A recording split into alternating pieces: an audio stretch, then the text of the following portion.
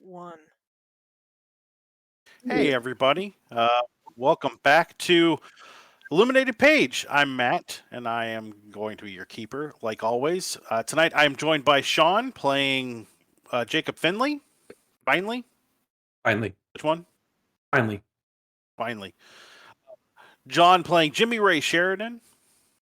Good evening. Roxanne playing Hardy Little. Can't hear you, Rox. Hello, hello. There you go. And then David playing Professor Dolphus Hardgrove. Hey, everybody. And we are in Kenya. We've just gotten on a train in Mombasa in the first class train, so it's all fancy, heading to Nairobi. That's where we'll pick up here in just a moment. We're going to send you over to our video, or our introduction video, and then we'll be right back.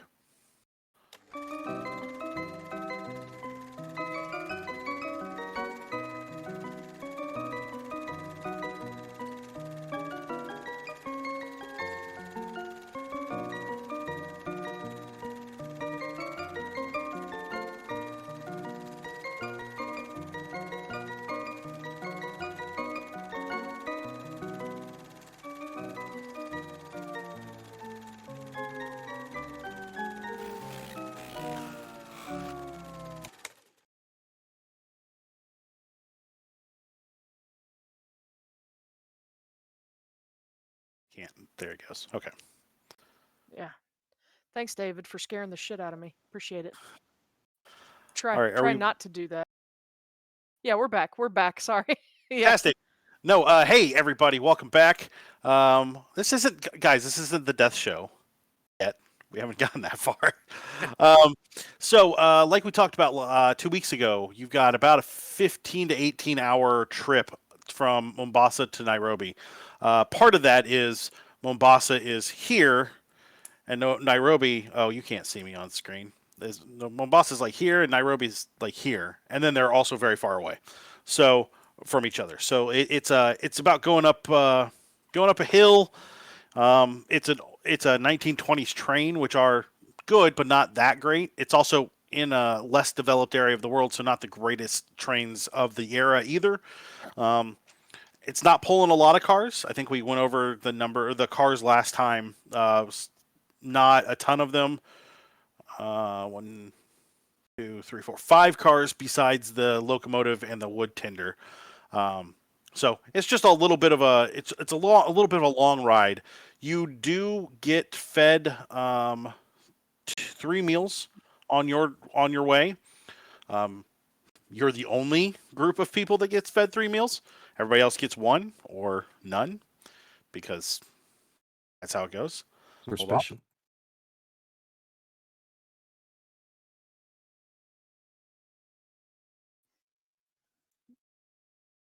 And have Sorry excellent. about that. He's just got the coughs. Yep. I've got the sinuses is what I've got. So you guys purchased not a sleeper car, a kind of stateroom for the 4 of you to go in. There are no sleeper cars on the train. It's just a matter of that you guys have a private room to yourselves. You guys have any questions before we move this forward and get kind of where we're going? Let's No, just not do at it. all. Fantastic. So you guys have been as you kind of pull out of Mombasa, the area is a lot of open forest and dense brush. As you go through, David, your character, like kind of watching out the window as the 4 of you kind of sit there and chat and nothing important or read through whatever.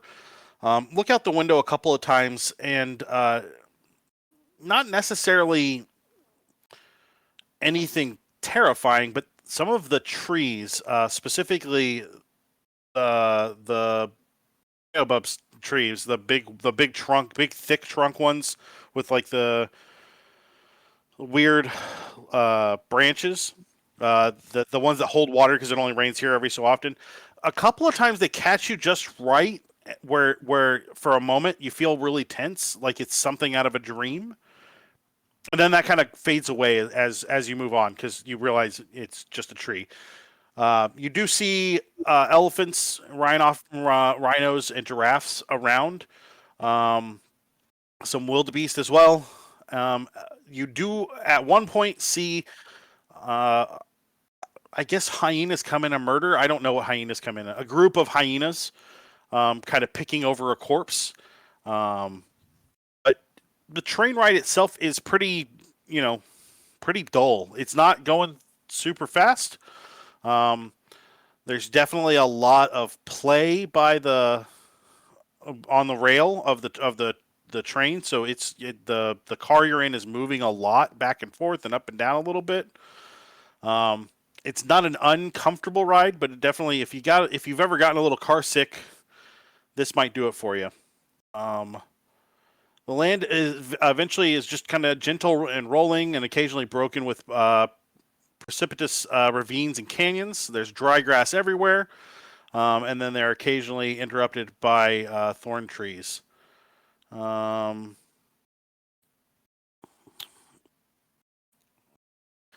halfway through your journey, you do finally see the great snow-capped peak of Mount Kilimanjaro, which David, I would assume your character has seen before, or at least is very familiar with it. The rest of you maybe not and Mount Kilimanjaro is unlike the other mountains like Everest, where Everest is among a bunch of other mountains, so it doesn't seem as big. Mount Kilimanjaro is among other mountains, but it also kind of stands well above them. So it's kind of striking in that look. David, you saw the painting of the mountain of the Black Wind. That is definitely not it. You feel pretty confident that that's not it, but it definitely this looks the region you're in looks very similar to what you saw in that painting. Yeah, as you kind of go through, eventually you come towards a forest, but it's starting to get dark out, and kind of Is this still you've first eaten day? your meals and spent your time. Yeah, it's all going to be on one day. They're going to get you there. It'll just be late when you get in. Okay, just one second. So- Let me make sure. Okay, I was just making sure that the chat could hear me. It looks like they can. Hardy would tell Jimmy Ray and Dolphus about the man that he clocked watching him and Jacob. That Jacob knew about it, but Hardy would definitely mention it and say and admit that he lost him in the crowd, and so would describe him as best as possible, and kind of did you guys seen anybody like that around?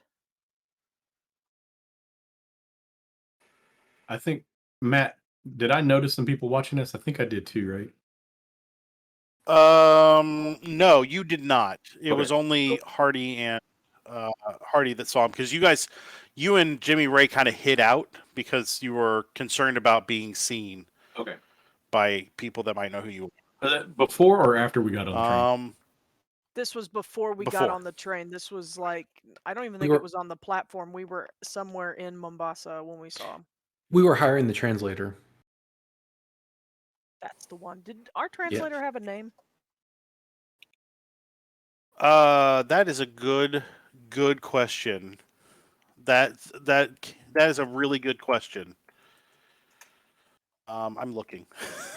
I don't remember if the module he's gives a- one. Probably not, but he's a friend of the Wipers. Yep. Well, they vouched for him.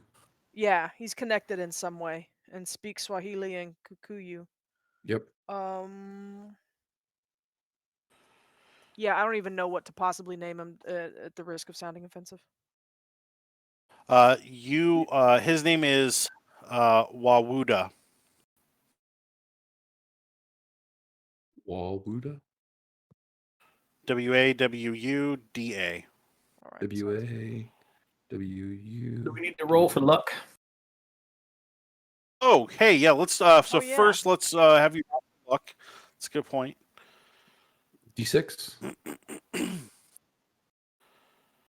Yes. Ooh, 2. Ooh. 1 whole point.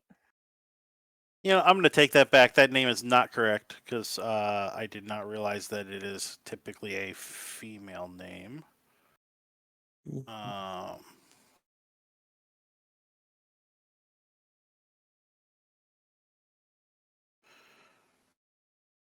Wow, these are all a lot of perfect. Not as helpful as I would like. That's okay. It's probably not nearly as simple as like We're gonna changing figure the it out. last letter or not something, is it? Not that I'm aware of. I'm not good enough at a lot of these things You to could be just sure make it a woman. of that. Yeah, we could You be just a make her a woman. woman. You know what? Yeah, let's just do that. It's a woman. Yeah, Wawuda. Works for me. Is your translator in the car with you, or did you have her sit No, in a we had her different? come. We had her come with us. That's why everybody was staring at us funny when we got on the train. Yeah, Right. because Right. Okay. we brought So a African with us. yes. So the 5 of you. She's also eaten with you.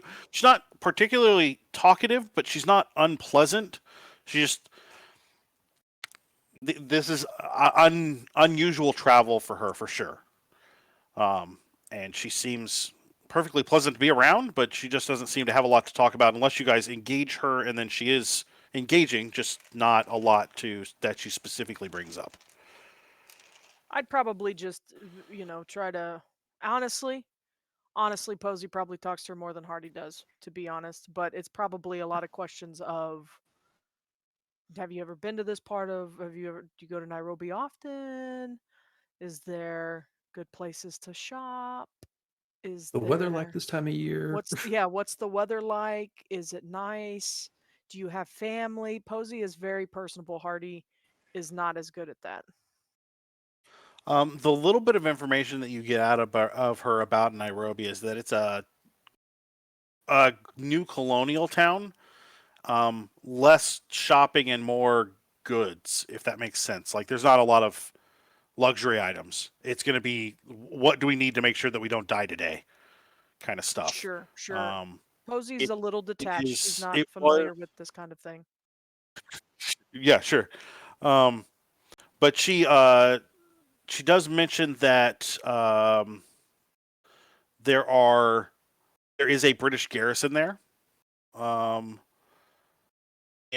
then as well as a paramilitary police, or what you come to understand as a paramilitary police. Just basically that this may not technically be, or this is. I'm sorry, this is Africa, but this is a British protectorate, which is essentially a colony except in name. So they have a pretty tight hold here, especially over the locals that could cause any kind of problems.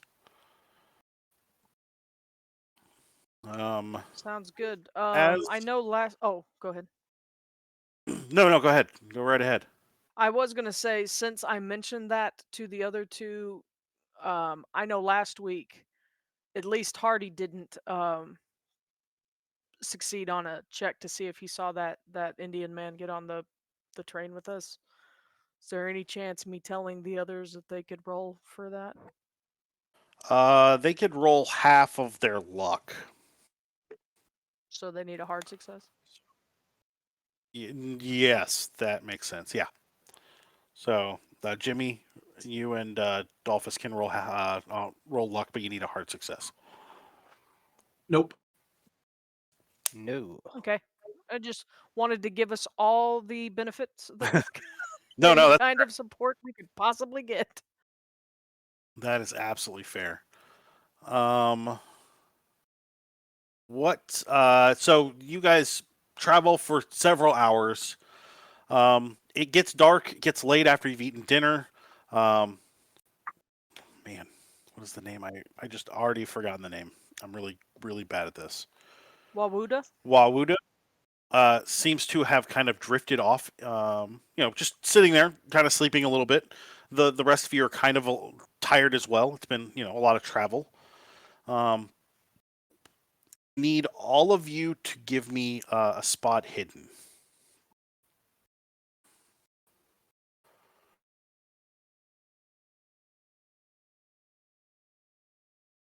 Hard Yeah, success. no.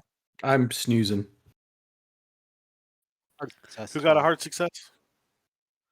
I was did that? as well. All Okay, three of us, fantastic. except So for Sean. as you're Jacob has kind of lost himself in a book, and by lost himself, I mean he's kind of tucked it down on his chest and is just dozing. And the other three of you are just distracted enough that you're just enjoying the train ride, not worrying too much about anything. When you notice that in the darkness there's a brightness coming from outside the window, and that brightness is glowing like it's coming towards you. And I mean, like, imagine like you're in a car with no headlights on, and suddenly there's a car with headlights coming towards you at like 30 or 40 miles an hour. Not super fast, but fast enough that it seems a Yeah, and little it's like quick. Like coming right up to the window. it's like it's going along the train. Okay. Does that make What sense? color is the light? Yeah. What color is the light? It's like a orangish glow, more of like Okay. a firelight than a candlelight. Guys, I there's something out here. I need all three of you that saw that to give me sanity checks. A what check? Sanity. Sanity. I'm glad I failed. I succeeded. I hope this isn't my best roll of the night, but it's a 7. I passed. If you Somebody's got pass, their. no? Go ahead. If you pass, Like you'll somebody's lose. got their Discord sounds on. That might be Somebody me. Sorry. sounds on, and I keep hearing blinks in and out. It's okay. Like that. Yep, just like Yep. that. Let me fix it. Is that your push to talk? That's my. I need to mute it so I can cough. Oh, okay. I'm sorry. No, it's fine. So if you succeeded, you're going to lose 2 sanity. If you failed, you'll roll a d6. And 2 flames, independent of anything around them. The size, like the core of the flame, the white, red, hot core of the flame is maybe the size of a ping pong ball, maybe a little bit bigger. But the flame around it is probably the size of a baseball, maybe up to a softball. 2 of them kind of fly and stop right outside your window. And then both of them, have you ever thrown gasoline, like literal gasoline on a fire and watched it just like Yeah. I haven't, but I've seen it on con- YouTube. Yes, it's much like that. And it is so hot that through the train car, you can feel the heat. Holy shit! What the fuck is that? And that's when you hear the translator start to scream, which I would say maybe What's even going on? Posey. What's going on? Yeah, she probably so. Jay, can you give me a safety check? Sanity check. Yes, please. All right. Let's see. Where's dice? Need dice. All right. Pass. Fantastic. So you will only lose 2. Congratulations. The walls of the coach begin to buckle and discolor and smoke. The glass itself begins to melt. Like the Everybody whole get up, side of the move away. train just looks like a terrible, terrible picture. Okay, yeah. So And then I need to we listened go to ahead. Jimmy. Posey and I listened to Jimmy, and we back away from that side of the train. Is there a fire Can I alarm on get this a thing? luck roll from Roxy? Can I get a luck roll from you?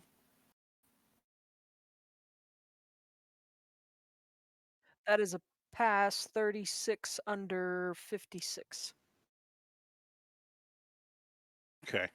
As you're kind of backing away, the translator is grabbing at you at Hardy and Posey in a very frantic manner. Come with us. Come with us. And he would and grab her seems to hand and pull her.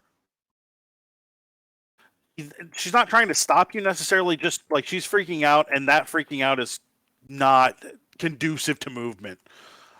Sure. Can I get He's like grabbed her hand dexterities? and dragging. Sure. Jacob, what's your dexterity? My dexterity is 60. Jimmy, you're still 75. I'm at a 85. Jimmy fast. Oh, I'm in the wrong thing. Let's try this again. So, Jacob, I was insanity. Let's so Jacob, you have a 60, you said? Yeah, 60. Fantastic. And then Hardy, what do you have? For dexterity, I'm at a 70.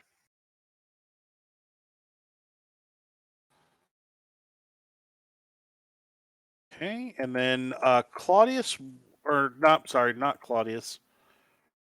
Dolphus. Wow, that didn't Yeah, go away, I- even with Claudius's inevitable demise. That's my fault. I put the wrong person in the wrong class. Or I deleted the wrong person. Dolphus, what is your dexterity? 55. Girlfriend's age, Oh, 55. what do you- Hold on.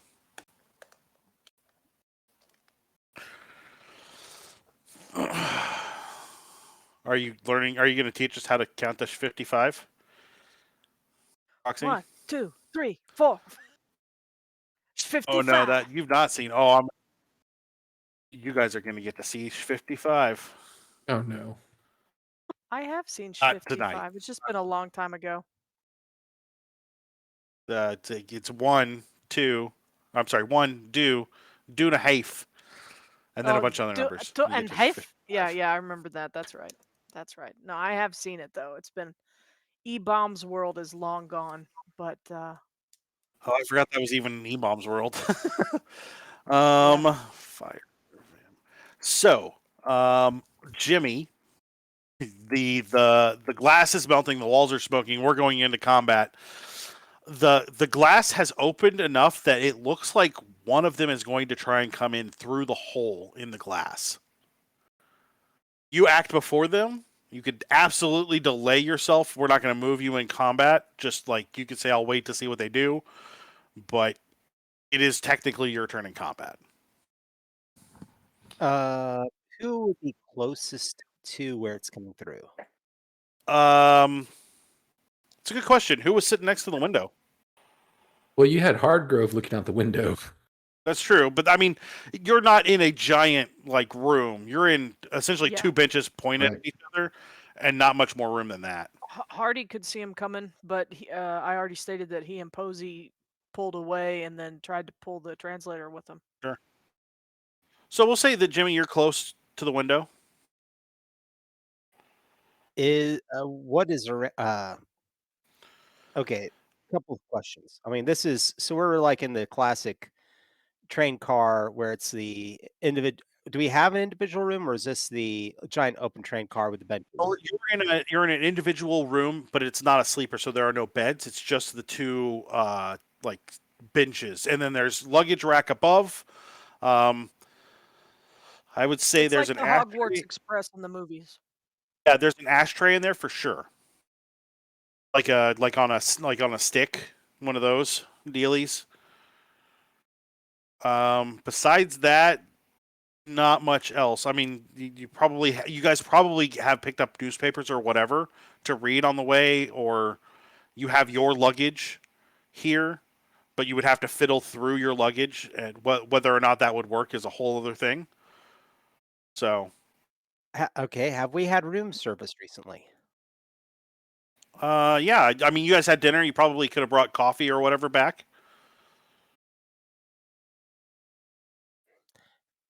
Ultimately, I'm thinking I want to slow them down. Okay. So I think I'm going if there is a metal tray or something that would have been served on, or if not, I mean, because that's obviously a little bit on the high end. Yeah, you probably have a plastic tray. Or no, I'm sorry, plastics weren't invented until much later. So it would be, yes, it's probably a metal, but it's probably like aluminum, something cheap. Okay. I want to wedge that over the hole where the window that is developing in the window. I want to slow its, entry. Roll Constitution for me. It's probably gonna melt real fast. That is I rolled a 6 out of 50. Jeez. Okay. You hold on to the tray, get it up against the glass, and are able to kind of turn it and wedge it there quickly enough that you do not burn your hands, because the pan goes from like, oh, the tray goes from like this is carryable to this has been on in a 500-degree oven in no time whatsoever. The closer you get to, the more you start to sweat, and your clothes kind of start to steam a little bit, like they could combust as well. But Hell, everybody get back. once you put it up there, it does give you a little bit of safety for a second, but not for very long. Is there a fire alarm or anything by the door or There something is like a not. You something to do have an pull? attendant there's an attendant that sits at the end of the hall, like to where the train cars are, but he would be the one that you would be able to do. When we get to your turn, you can definitely do something there. You're coming up soon. Okay. So as you get that tray in, you back up and you realize just how hot you are, Jimmy. The tray itself begins to buckle and melt too, but it seems to have slowed them. The problem is the seats that you guys were sitting on are now starting to smoke as though they're going to go up. And they can't really do anything else. So Hardy,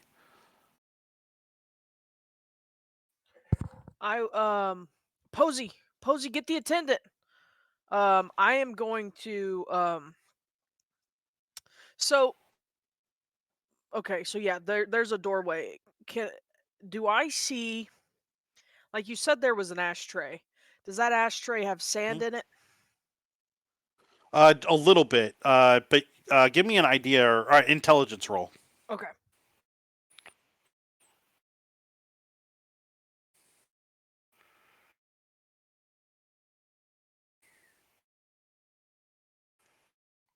That is 63 under 70, so regular success.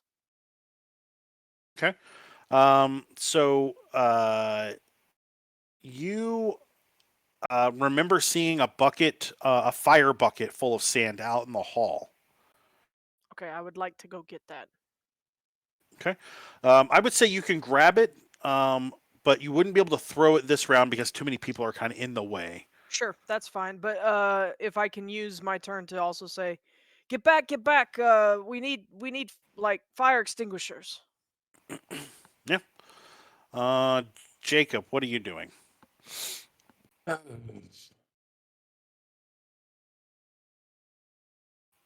So nothing. So we've already got the tray against the window. Probably don't have any amount of liquid with us left over from coffee or whatever to be of any use. You might have a glass of water. You might have a coffee cup, but Yeah, you nothing try. that's gonna work. Yeah. I am going to hop up on the seat I was on and pull down the long leather case that I stored up there, Okay. and then try to get out of the room for right now. You get it and slide out of the room. Give me a luck roll. It's 28. My luck's at 78, so it's a success. Yeah. You manage to not whack anybody or knock anyone over or get it caught. It's not exactly a tight movement, but there's not a lot of room right now either. Right. Alphys, what are you doing? I do the exact same thing. I grab my case and book out the room. Grab Jacob's case. No, this is mine. Okay. Give me a luck roll.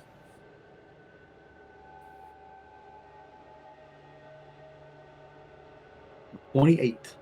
Okay.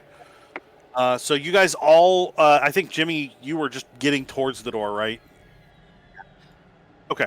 If So last it one in actually, the room, that's fine. yeah, it's your turn again. So you're the only one left in the room. All right, I'm going through the door. Everything I keep on me, so it's not a big deal. And I will throw the door closed behind us and start ushering us away from, everyone away from the room. Okay. My character at this point is not thinking of any way to fight them until we get clear of them.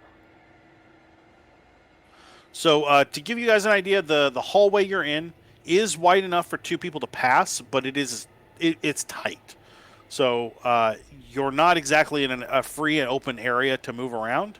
Not the end of the world, but also you have two guys with giant cases out here now, so that could cause a problem as well. Just a quick question: where are the books? In the shoulder bag that I keep on me. Okay, fair enough. That makes sense. Okay, so then the fire vampires will go. Higher vampires, that's like an oxymoron. I know, right? Jimmy, can I get you to give me, let's say a Constitution save or a roll, not a save.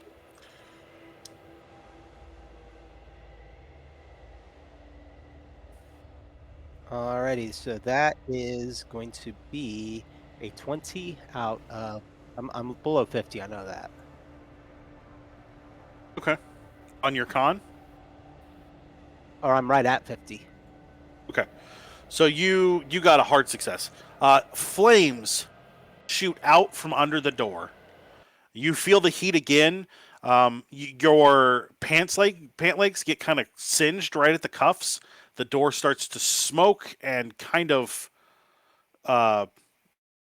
what do you call that? Distort. And then it is Hardy's turn. Let's see. So yeah, so I had the bucket of sand, so I'm gonna is anybody in my way? Is there anybody in between me and the fire? So Jimmy is there. The door is shut, but it is distorting. So you could probably give it a good shove and pop it open before you threw the bucket if you wanted to. Jimmy's not Yeah. right in the way, but he is close. Okay, I'm gonna be like, get out of the way. I'm gonna throw something at him. And so yeah, Hardy's gonna kind of shoulder up next to Jimmy and try to pop the door open. Let's have you roll a strength check. Or strength. Yeah, strength. Give me strength roll. That is a 3 under Oh. 65. I was gonna roll for the door, but that's not gonna matter. Okay. You kind of put your foot on the door, and as you kick at it, just a little bit, it just kind of shatters into wooden pieces and falls to the ground on fire. Sure. And in front of you, you get blasted with this heat that I need you to make a Constitution roll for. That is just a success.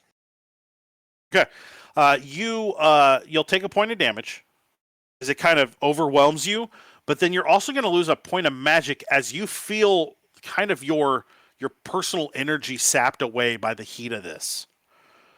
And then I would say you can either give me a dexterity roll or a throw roll, whichever one you feel more comfortable with. I would also take a fighting melee or fighting brawl. I actually have all of those things. A dex check would be better for me if I could make that. Go for it. Yeah. This is an opposed roll, just so you know. Okay, I got a regular success. I didn't get nothing. Roll a d3 for me.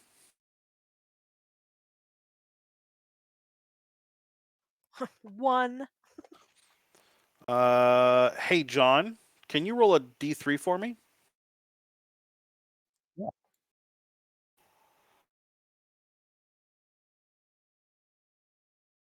Two. Okay. So there we go. After Hardy is Jacob. So, do we see any effects that the throw of sand had? So the fire itself was big, and it was like a bonfire coming through the door. When Hardy threw the bucket of sand, it's back down to maybe a softball size. Okay. Put it out, put it out. With what? There's nothing out here. I mean, you threw the bucket of sand. Piss on it. I don't know. I'm not getting anywhere close with that. This is a stressful situation. You do what you gotta do. Is I there? will say, Jimmy, you and Hardy both notice the heat intensity goes down quite a bit after that bucket, after that sand hits it. I'm gonna. Is there anything like a cart, a bucket of ice, anything in the hallway that someone put outside their room? Well, luck for me. That is a success.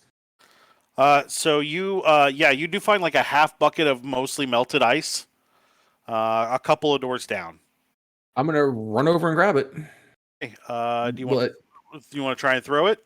Yeah, I was gonna say, can I grab it and can I still throw it? Yeah, that's fine. Give me what I say, melee or fighting brawl, dex, or throw, whichever one's best. I'm gonna do dex. That's probably better for me. Okay. Let's find something that will work. All right. Oh, that is so nice. That is actually a hard success. Oh, fantastic. So you throw the bucket. You probably get.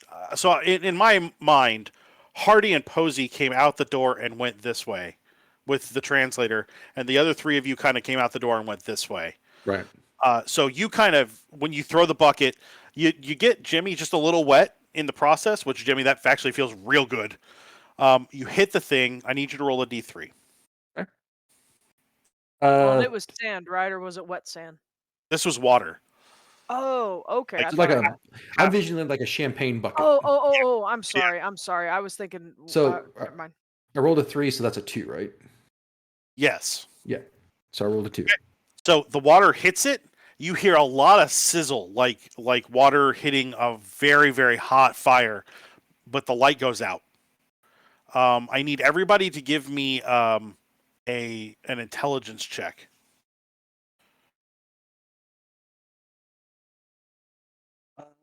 That is It's a a hard regular success. for me.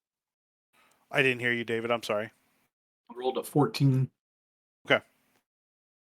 Regular which would success. be a extreme success for me. Okay. So two things. You're all slightly disoriented from the lack of light again. You went from like staring into a bonfire to nothing. Which also brings you to your second conclusion. What happened to the other light? Oh, crap. So, Dolphus, I need you to give me a spot hidden on your turn.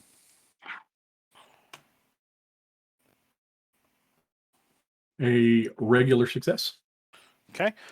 So you notice out the window across from your door, that light is coming from above, as though it went up and around the train. All right, I'll just shout out, "It's above us." Okay. What would you like to do on your turn? The other light is out. Yeah, it's gone. There's nothing there. Okay. I'll just get back out of the way and start moving people back. Okay. Can you give me a luck roll?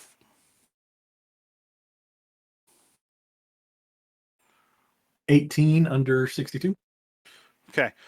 So it's as you're kind of filing away, the door next to yours opens, and the people come out coughing because the train is clearly on fire now.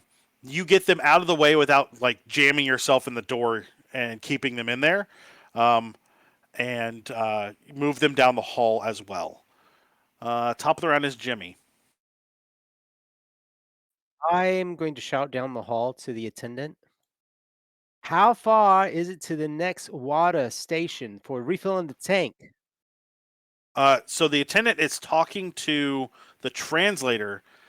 He is African. He looks up and he says, I think 1 hour.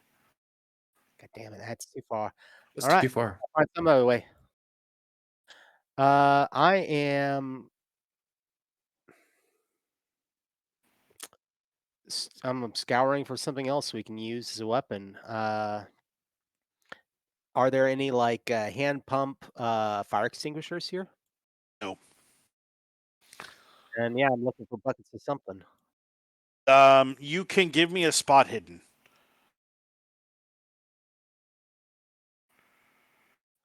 31 out of 59. Okay, so regular success. Regular success. You don't like right away. You don't see anything. What you do recognize is there should be at least one more bucket of sand somewhere. You don't see it right away, but there's a lot of people in the hallway right now. And the other doors are opening. There's a lot going on in this hallway. There should be another bucket of sand, and the attendant has not done anything to pull the fire or the emergency stop. Is there anything else you want to do on your turn? Yell out at attendant again. Pull the fire stop or whatever.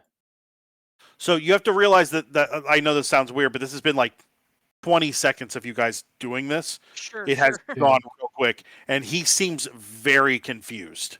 Like there should not be this much fire, and he might be panicking a little. I need everybody to roll luck.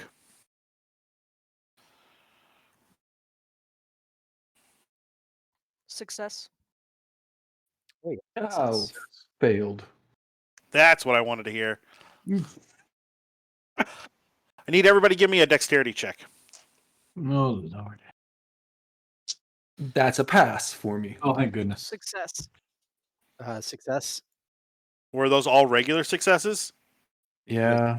Yes. Fantastic. So the poor attendant, you scream, pull the fire thing. He reaches up, pulls the emergency stop, and immediately the train hard stops. None of you are going to take any damage. However, you're all no longer standing. The only one that seems to keep standing is Posey. The attendant himself flies to the ground, and he seems actually kind of hurt. Did he have his hand on the stop so when he fell down, his whole body weight just yanked it? Yeah, but I don't know that that's a good idea. So the group of you fall towards the front of the train, and it's at that time that the light comes down to that window, and the wall itself quickly cracks and smolders and kind of just falls away in a smoldering heap. All four of you can definitely feel the heat here. And then Jacob, you can roll dodge if you like. Is anybody else on this train reacting to this? They this are all inferno? screaming. They're all Okay. Running pandemonium. mad. So I'm rolling dodge. Yeah, if you'd like. You don't have to. Well, that's a silly question. I got a hard success. Okay, good. So this thing lashes out at you with heat, maybe? You feel the heat kind of sap away at a little bit of your energy. You're going to lose a point of magic. But you're not hurt by it so much as it's just like real freaking hot. Like, we're talking like standing in front of a bonfire on a 100-degree summer day, like for no freaking reason whatsoever. You're too close to that fire. Gotcha. I want you to roll a sanity check for me. Yeah, I failed that. I rolled a 96. You Wow. don't lose insanity, but it is intensely affecting your mental stability. Like, I'm not going to have you lose anything, but like you're staring Panicking. into a flame that is uncontrolled as far as you're concerned. So after the fire vampires, or the fire vampire, Hardy. Okay. Did they get to go before me this time? Do They always go get to for you. Have they? Oh, okay. My bad. Jimmy, fire vampires, and then you. I thought it was Jimmy and then me. My bad. Okay. Well, the other fire vampire got delayed. That's why I think it went straight to you that last time. Oh, that's fine. So, Hardy is kind of at a loss. I mean, well, he's on the ground, so I'm gonna struggle up, and I'm kind of gonna continue to push Posey away from the fire as I stand up, because I'm sure we landed somewhere near one another. Man, so we've used a bucket of water and a bucket of sand. Mhm. There are no fire extinguishers, but the train is stopped now, correct? No, it is stopping. Something going 30 It is- miles an it is- hour. Yeah, like it's slowing. It is stopping. It's slowing down, but Yeah. it is not. It is not stopped at all. No, that's fine. That's fine. As long as the stop has been pulled. Yes, absolutely. Is what I mean. How far away is the nearest fire vampire from me? Roughly? Mere feet. You had to guess. Mere feet. Yeah. Okay. I'm gonna pull my jacket off, and I am gonna beat at it like a flame. Roll your brawl. I got 10. Fa- That's an extreme success. I need you to roll your dexterity. That is a hard success. Fantastic. That's even better. So as you swing at it, your jacket combusts into flames. And as you realize what you've just done, which is basically light your jacket on fire and hold on to it, you quickly let go before it can cause you any damage. Okay. But your hand, you can feel the heat on your hand. Sure. And it didn't like kind of catch fire. I mean, like when you let go, It's just gone. Yeah. there was a sleeve still and like the collar and nothing else. It Okay. went. No, that's fine. I'm trying every firefighting option I know of. So Just tell it to stop, drop, and roll. Like, you got this. I don't want it to touch Uh, anything else. right. Jacob. All right, Jacob's panicking a little bit. Doesn't see anything that we can use to throw. I'm gonna reach behind my back and pull out a 38 revolver, and I'm gonna aim and shoot at it. You lose the bullet. It goes right through it. I'm going to say if it were an eyeball, you would have taken it right out. Not a problem. Doesn't seem affected. And then I'm gonna shout out, "Shooting it doesn't work." Got to test that hypothesis, right? Do you shoot bonfires? God. Dolphus, what about you? What are you doing? I'm gonna crack it with my whip. Oh no. Huh. That whip is gonna go goodbye. Well, I hope you didn't like that whip. Hold on. It won't combust. Like the end may catch on fire, and I could stamp it out. But This fire seems like special fire. That's what we haven't tried. We haven't tried blowing it out yet. So you crack your whip solid, like just perfect. When you pull it back, your whip is at about half length and is on fire. okay, It's like whipping a volcano, Dave. Only Aaron was here. He could With blow it hard up with leather. dynamite. would smolder some, but No, it is so hot that it literally just melted wood. Like that's how I it got it. wish leather doesn't burn as fast as wood does. It's I true. wish Aaron was here. Because this would be the best thing of like you wouldn't even have to light it. Just throw it Throw it at it. It would explode on impact. This is a sticky grenade. Or a proximity mine. Top of the round is Jimmy. Let's find that bucket of sand. Roll me a spot hidden.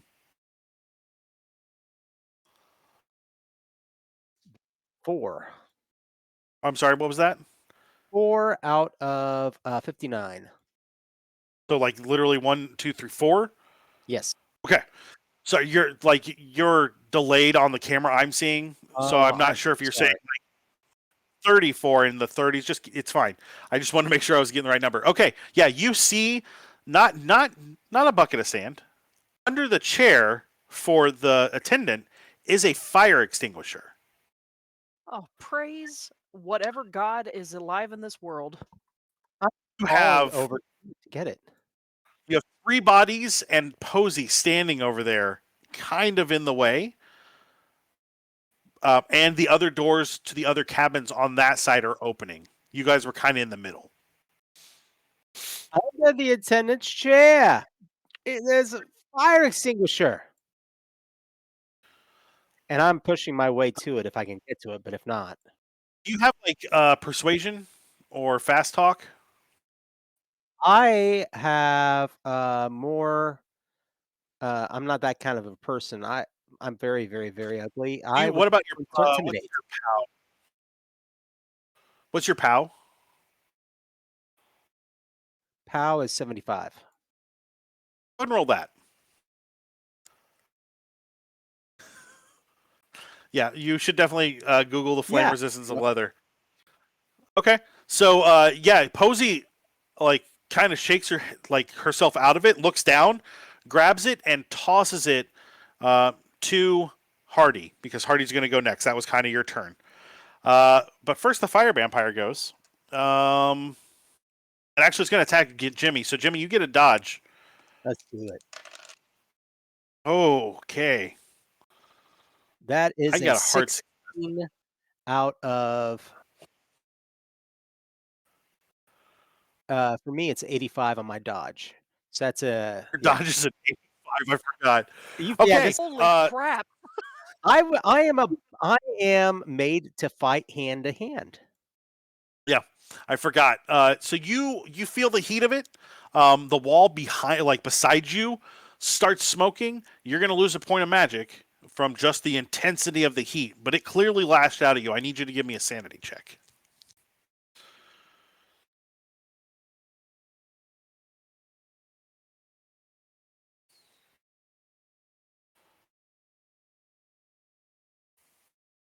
Missed it by that much.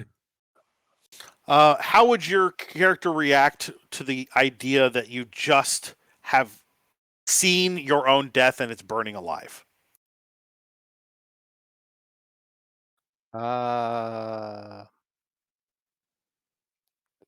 Hysterical screaming, freaking out. I don't. Okay. How else? Okay. So you kind of it lashes out at you. It's not really swinging, but you just see this flash of yourself like combusting into flames and feel your skin kind of melting off of you, and that's when you start screaming, like backed up against the wall as far away from the fire as you can get, which really is not that much farther away. But you flatten yourself and make yourself as tight to the wall as possible. You're going to be out for next round. Hardy, you have a roll a dexterity check. Sorry. Okay. That is a 17 under 70. So it's 3 shy of an extreme success. I will spin luck if it will matter. No, you catch that right out of the air. Go ahead and make we'll say a fighting brawl.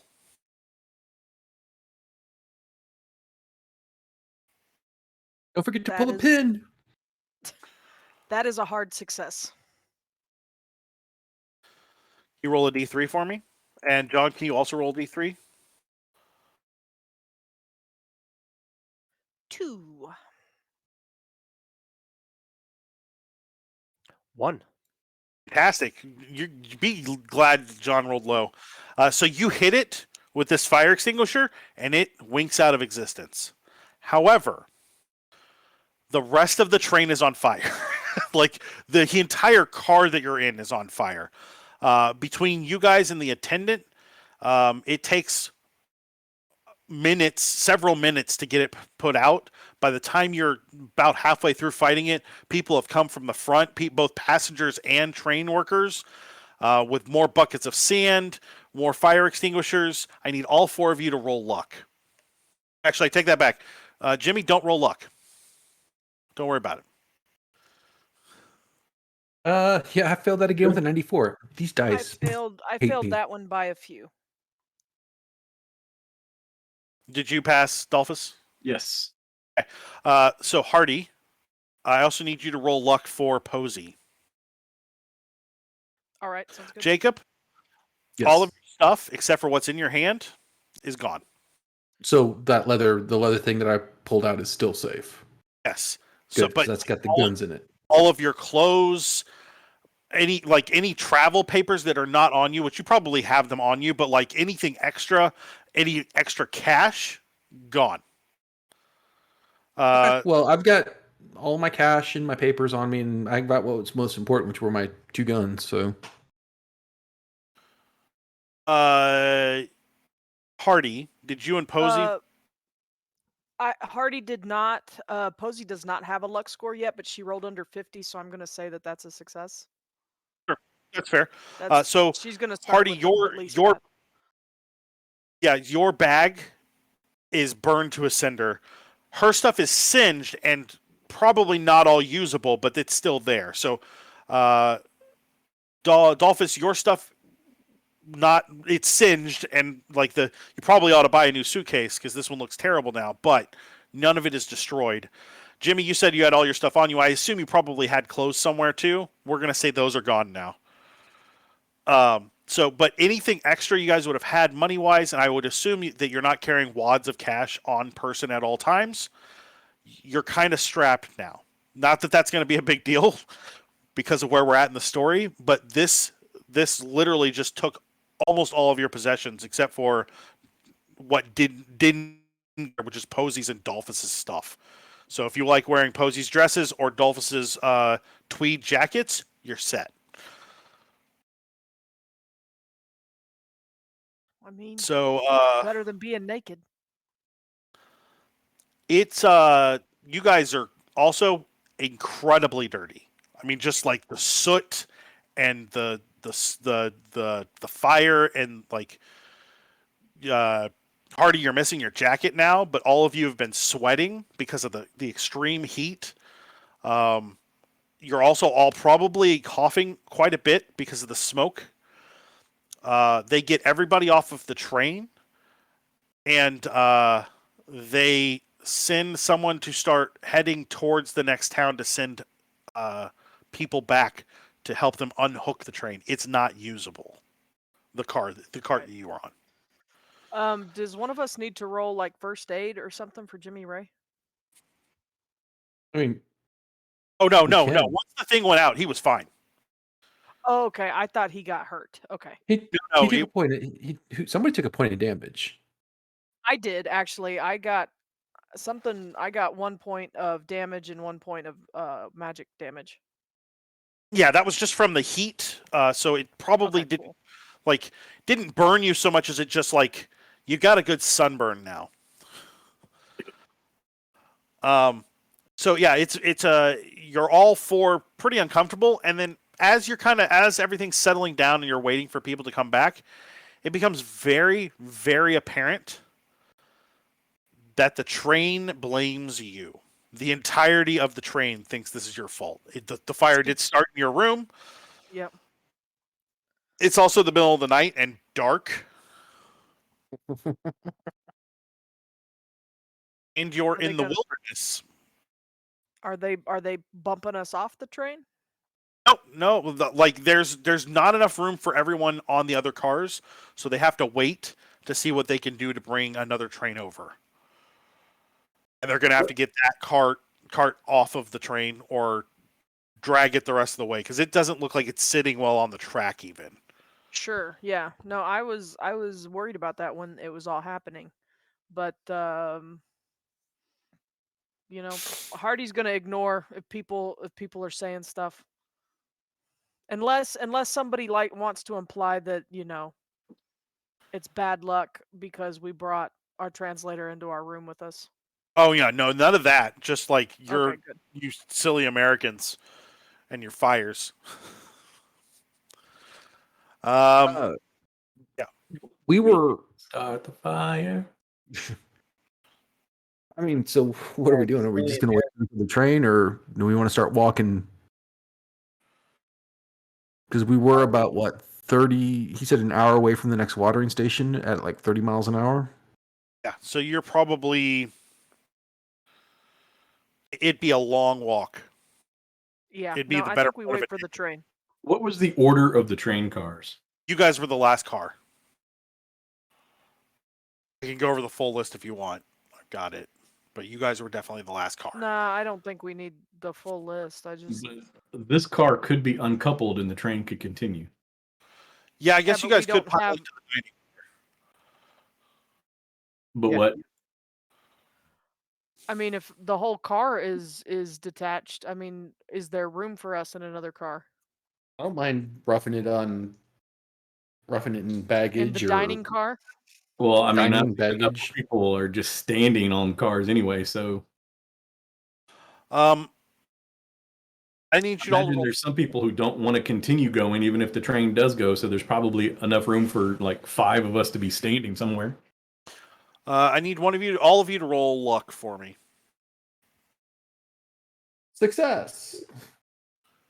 Not a success. Yes, just barely. Okay. So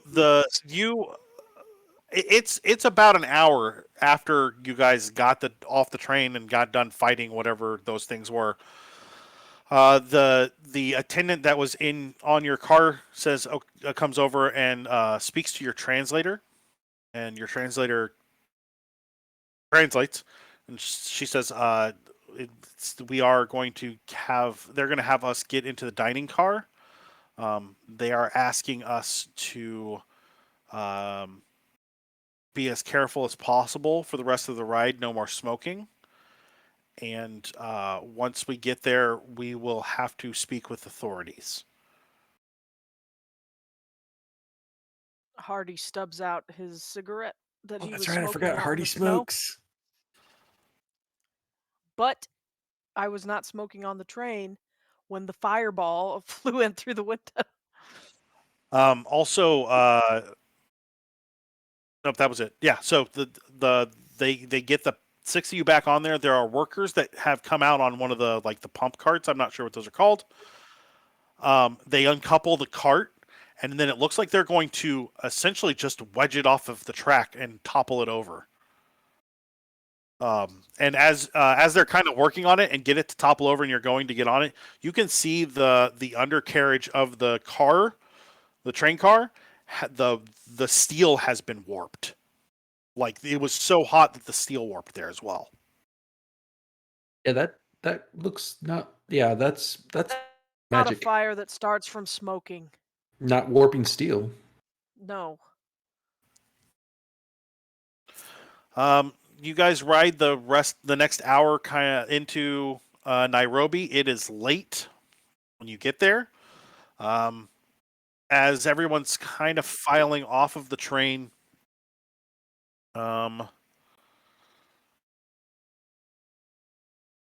you are approached by. Where's my answer for this? There he is. By a Captain Montgomery with several other members of his company. They seem to be British military, but he approaches the 6 of you and says, "Welcome to Nairobi. I understand there was an incident on the train.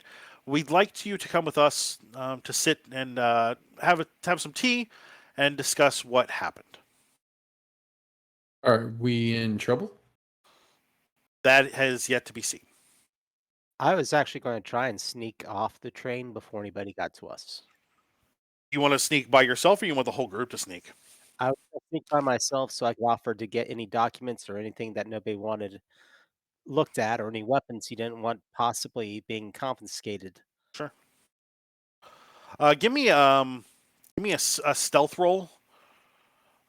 This is for on the train to quietly have this conversation so that other passengers, because there were several other passengers on that car that are also in the dining hall.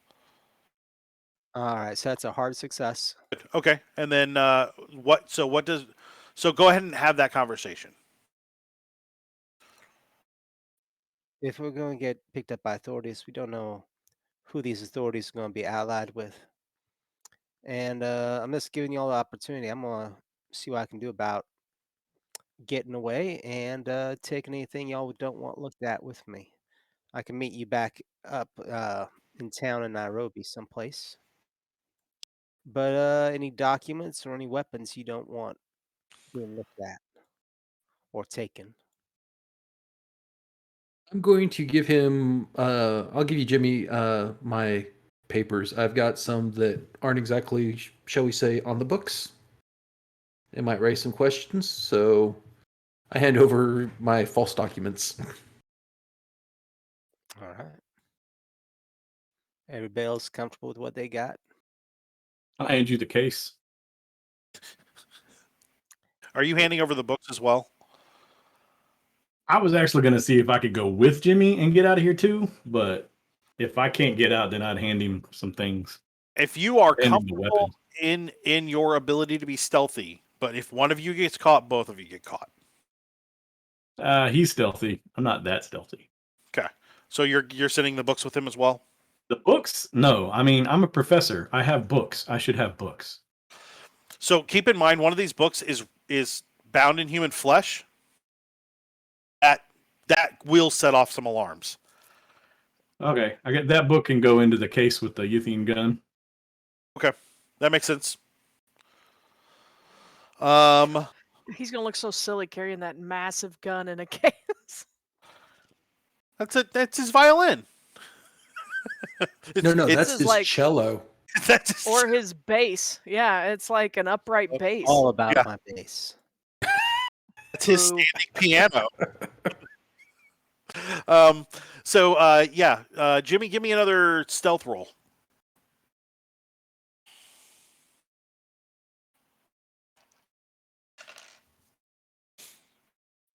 So that is a 17, and I'm going to spend 4 points of luck to drop that down to an extreme success. Well, it is a contested roll, so you won't be able to spin the luck. So keep that. Never mind. But it doesn't matter because I didn't get any success. So you succeed. Um, you sneak off into the darkness. The other 5 of you are approached by Captain Montgomery, where he says the things I said earlier, and is politely insistent that you come with him. Well, lead on, good captain. So the men with him kind of fall behind the 5 of you. Not necessarily like anything bad, just like they're letting the officer and the people that he's taking somewhere go first. You follow him through down a couple of streets to what is clearly a military headquarters. He takes you in. He kind of has you sit in what seems to be their mess hall, and then he sends 2 men off to get you wet cloths and something to dry with, because as you all look at each other in kind of like inside lighting, all of you are soot covered. Everything is soot covered. You look real dirty. We did fight the hell of that out of that fire, So he says, "Why don't we we'll give you a few minutes to clean up. We'll come back. I'll have some tea. Maybe I'm sure that the firefighting made you all hungry. We'll give you maybe some sandwiches, and then we'll have a conversation about what exactly happened. All right?" So he gives you a few minutes. Do you guys want to talk during that time? Maybe get Is he story with us or straight? does he walk away? Oh no, he has gone off to get sandwiches and tea. There are men about, but they're not in the room like with you. I light a cigarette. I don't like cops, and I say that. I I sit next to Posey and talk to her quietly. They're a little more than just cops. I mean, these are soldiers.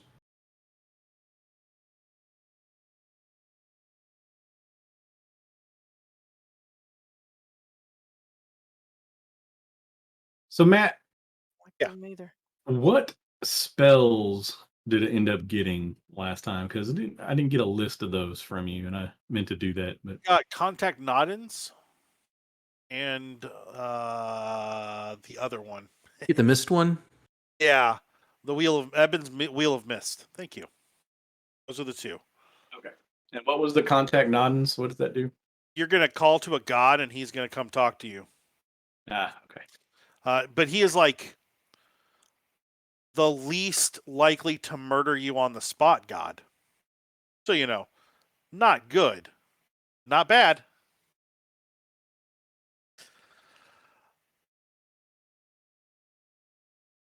So you guys kind of just hang out there for a few, get cleaned up. Yeah, I mean, obviously we're not going to talk Yeah. about. I mean, I'm going to talk to the group and say, obviously we're not going to tell the captain that was magic fire. Do you think he'd believe that it was a possible attack on us? I mean, I think all they have to do is look at the intensity of the flame, that it warped the steel frame of the thing, and know that there had to be some sort of chemical agent that caused it to burn that hot. Nothing that we are in possession of could have caused something like that. Yeah, but I don't think we have the Well- time to spend for him to send out soldiers to that site to confirm it and come back. Like, I don't want to be cooling my heels here for like 2 days while this goes on.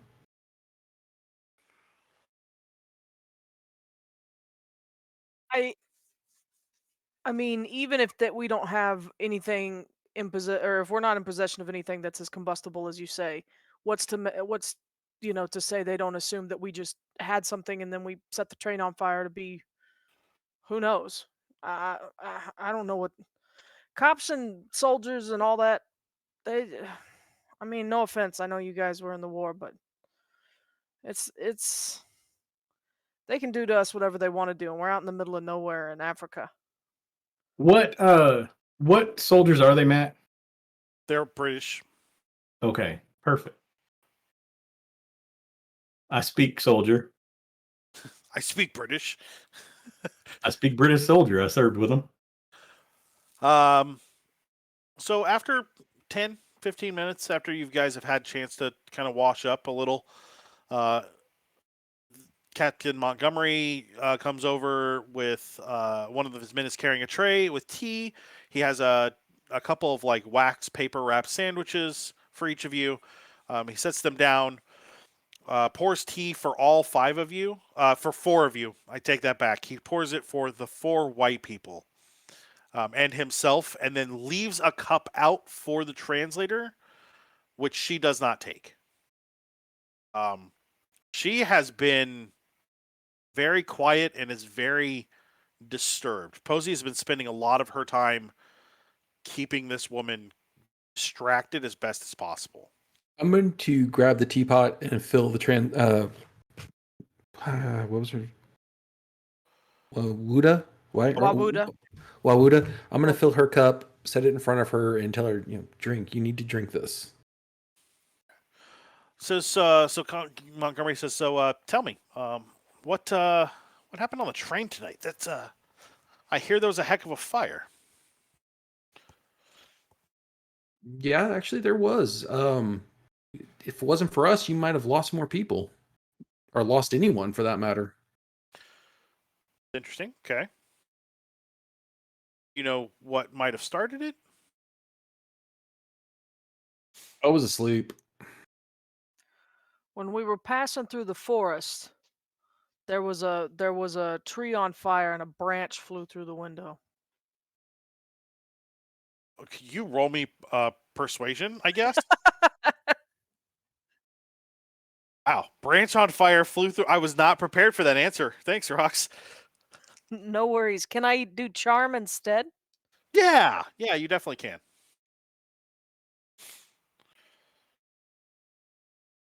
That is a success.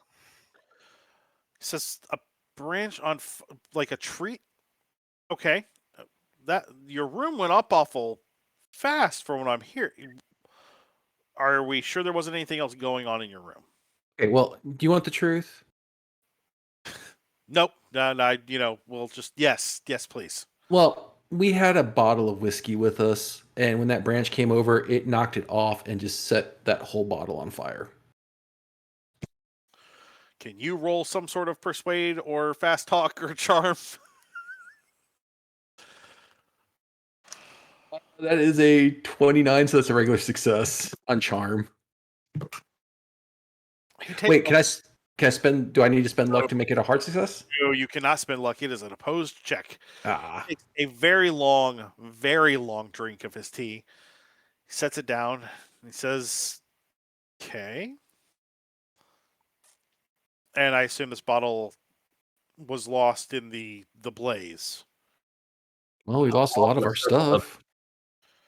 Did you see that thing? Did you see the train car? I did not. I'm working off of secondhand knowledge at this point. I'm told that some of our men are going to go out in the morning and deal with it. That it was so bad that it couldn't continue. What It did you was say his name? horrifying. What'd you say, David? What was the guy's name? Captain Montgomery. Montgomery. Captain Montgomery, is it? Yes. All right. Captain Hargrove. Served in 15 with the Brits. Let me tell you this. We were just in the car. I didn't see anything but the bright light and then the flash of fire as everything went up in the car. But we weren't doing anything in the car that would have caused it to be set on fire. We just happened to be in the wrong location when that happened. But it might have been the right location because our quick action saved a lot of lives.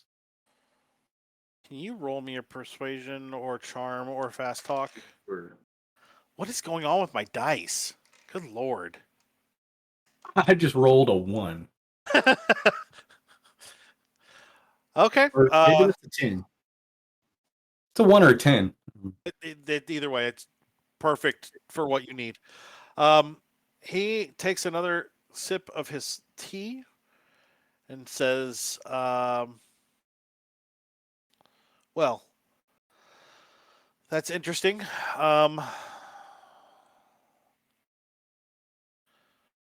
Because nothing you said is a lie.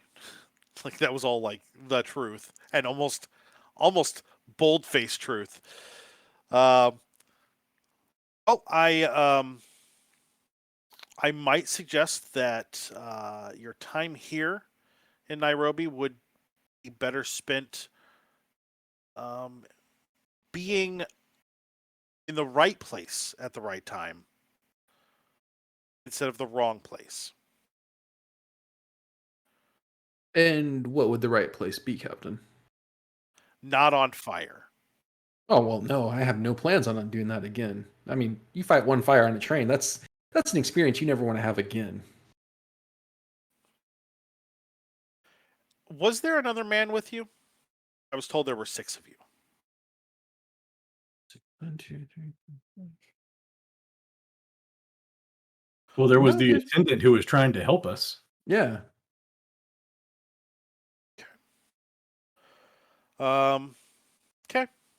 Well, why don't we get you over to the hotel here? It's not very big or very good, but it's definitely a hotel that you can stay at. We'll get you set up there, and then if you're gonna leave town for any reason, just let me know. We might have options for you. Is there any place in the morning that we can go and buy some extra clothes? Because I lost all of my clothes in the fire. I know poor Hardy here lost all of his clothes, so we definitely need to buy some replacements. I can. There are a couple of good stores that you're going to be able to find some basic gear in, but I wouldn't expect anything fancy. No, we just need to get a new jacket for Hardy. He lost his while he was fighting the fire. All right. Well, then let's get you over. And he kind of waves to one of his men. Who comes over and says, if you folks would come with me, your bags are out here.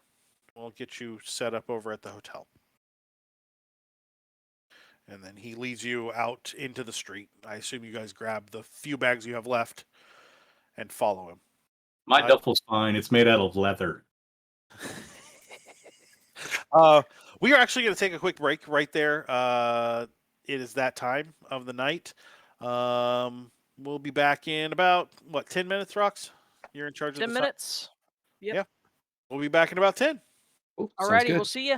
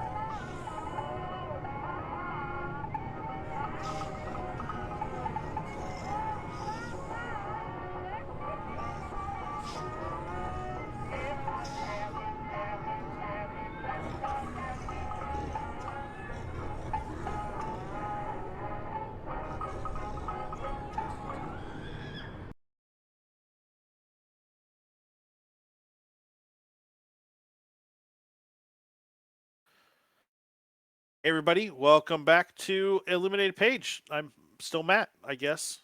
I don't know. Am I? You can be whoever you want to be, Matt. You can be whoever you want to be, Matt. We are in Nairobi, a little toastier than before. Jimmy, it was probably half hour, 45 minutes from the time that you got off the train until they are leaving the military compound. What were you doing during that time? Scouting the town, looking for the local hotel. Okay, yeah, there is only one hotel in town. It's got a couple of rooms. They're kind of bad. They're just like tiny rooms with tiny beds, and you're gonna have to split them between 6 of you. Um, so that's not the worst thing that could happen. Like, there's plenty of room to put you guys in cots if you needed to bring them up. But yeah, there's not a lot of room at the end. He can sleep on the floor. He would let Posey and I guess probably Wawuda share a small bed if they had to. I'll Okay. grab 2 rooms Okay. and you know, act like I have no idea about anything that might have happened anywhere else. Okay. You get settled into one of the rooms. It's been about 45 minutes, and you get the 3 of you come in. The soldier leads you like to the hotel, and he says, stop by the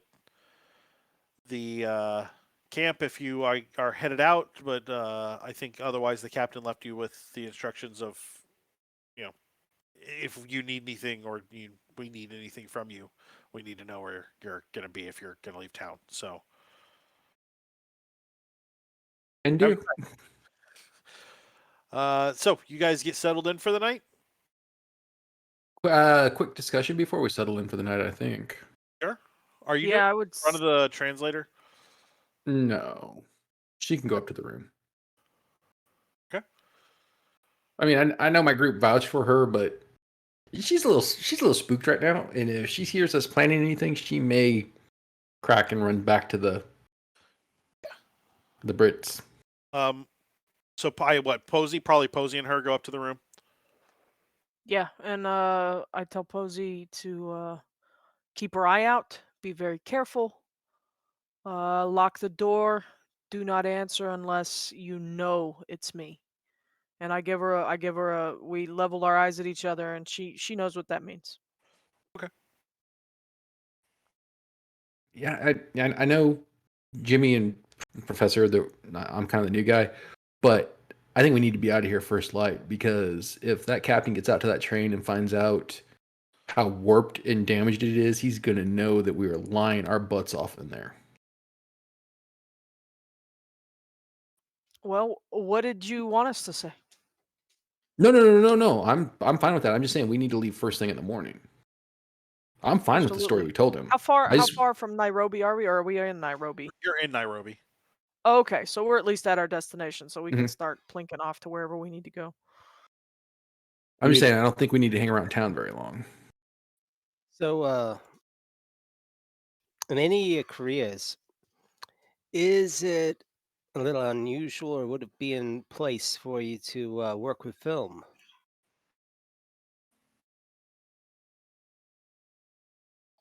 I mean, I'm a courier. We could say that I had some film on me. I'm sure I've shipped pictures before. Reason being, I'm not trying to say anything too odd. Once I saw a warehouse go up that was storing film canisters, and I understand silver nitrate or something that's in the film canisters is very flammable, causes really high temperatures. I'm just saying that could be an explanation if it does come up again. I mean, my bag got completely burnt to a crisp, and so I mean, I have no problem saying that. He seemed to take my story about the twig flying at the window fairly well. And knocking Yeah. over the bottle of whiskey we had. He All things lit up considered. my bag. The fire lit up my bag. And there we go. And it just kind of skipped our mind to mention that part. Other than obviously everybody's bags are gone now. So, Except mine. It's leather. oh, and the one that's over there underneath the bed. We're not all professors at one of the largest and most renowned universities in the East Coast. So maybe just shut up a little bit, sir. That's what professor means.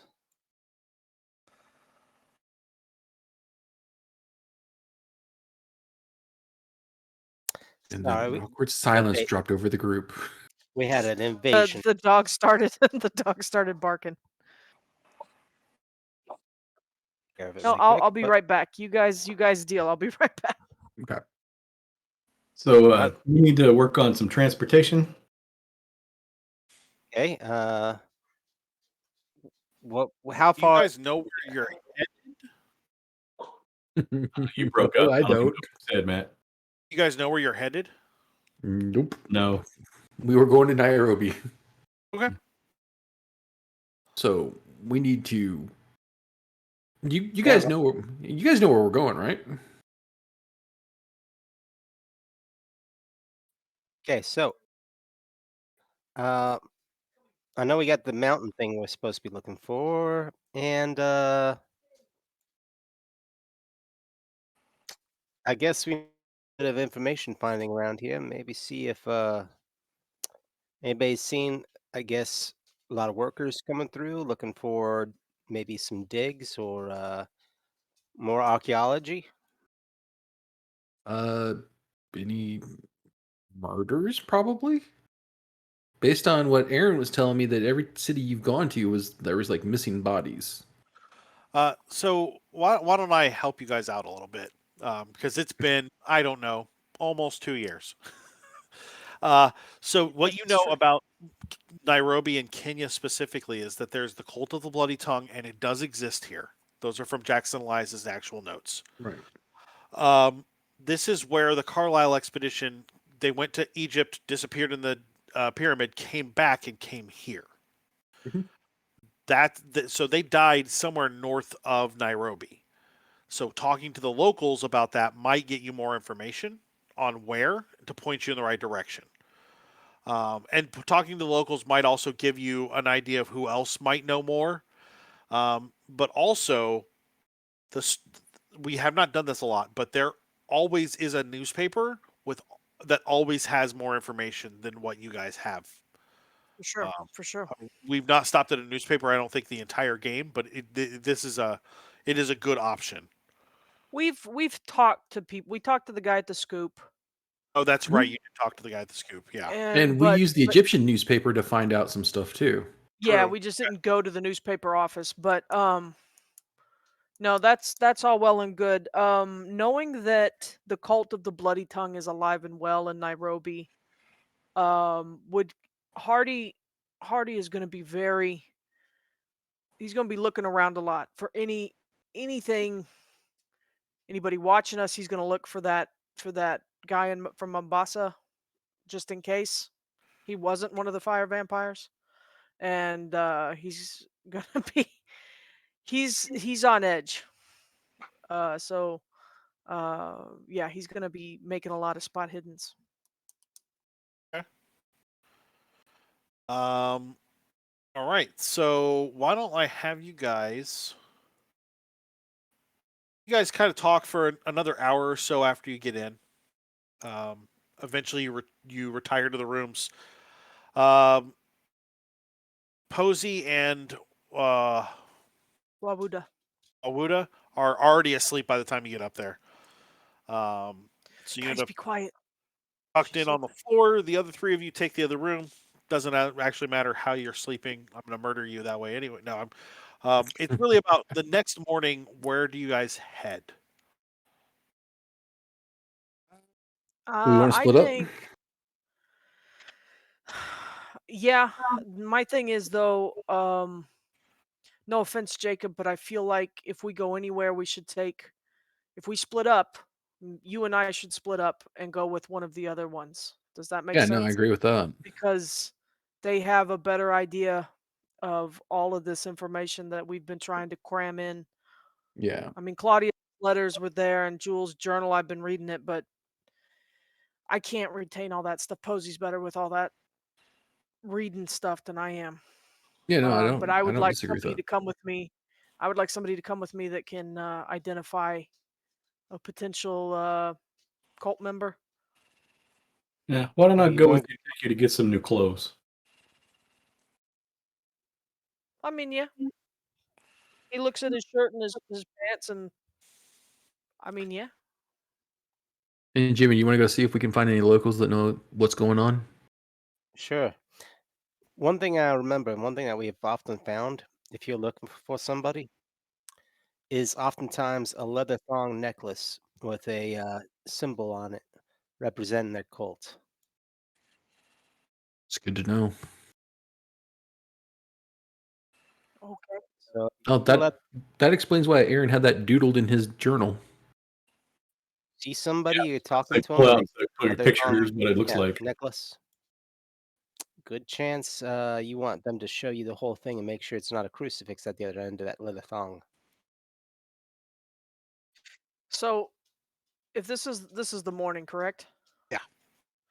I am going to speak quietly with Posey and just tell her that what we're doing, and I'm going to kiss her on the forehead, and I'm going to tell her to stay safe and keep the door locked. So who's taking And the also, translator with them?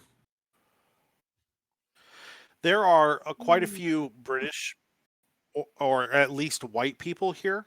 Okay. So they're going to be the easy ones. They're going to be people that you can talk to without a translator. If you're going to talk to anyone that is native to the area, they're going to be the ones that you're going to need the translator for. Okay. So maybe we let her rest up here with Posey still, and then we just hit all the British locals. if I'm going with Hardgrove, I would say he and I can stop by the newspaper office, see if anybody remembers anything about the thing in Kenya. And so, if I would assume the newspaper office is going to have some English folk. Yeah, it's run by Okay, cool.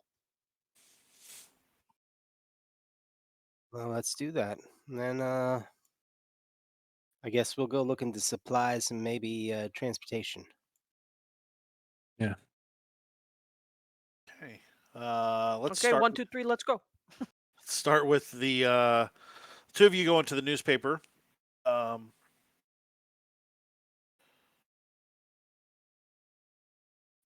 gonna hope that I was able to buy a jacket before we went to the newspaper, so I look a touch more Yeah, I would assume you pristine and probably presentable. bought all new clothes because your clothes from last night are thickly soot covered. Just Okay. just enough to make it so it's not so bad. Nice. You head to the Star. Sorry. Wow, why is this? There we go. Wow. That's interesting. Okay. There we go. So you go to the Star. There's a receptionist there, a young woman who greets you and says, "Welcome to the Nairobi Star. How may I help the two of you today?" Doing a little research into an incident that happened a while back. Wonder if someone could help us with some archives. I'm sure they could. What incident or are you looking into? What happened with the Carlisle expedition? That might be before my time. Give me just a moment. Let me see if I can find someone to help you.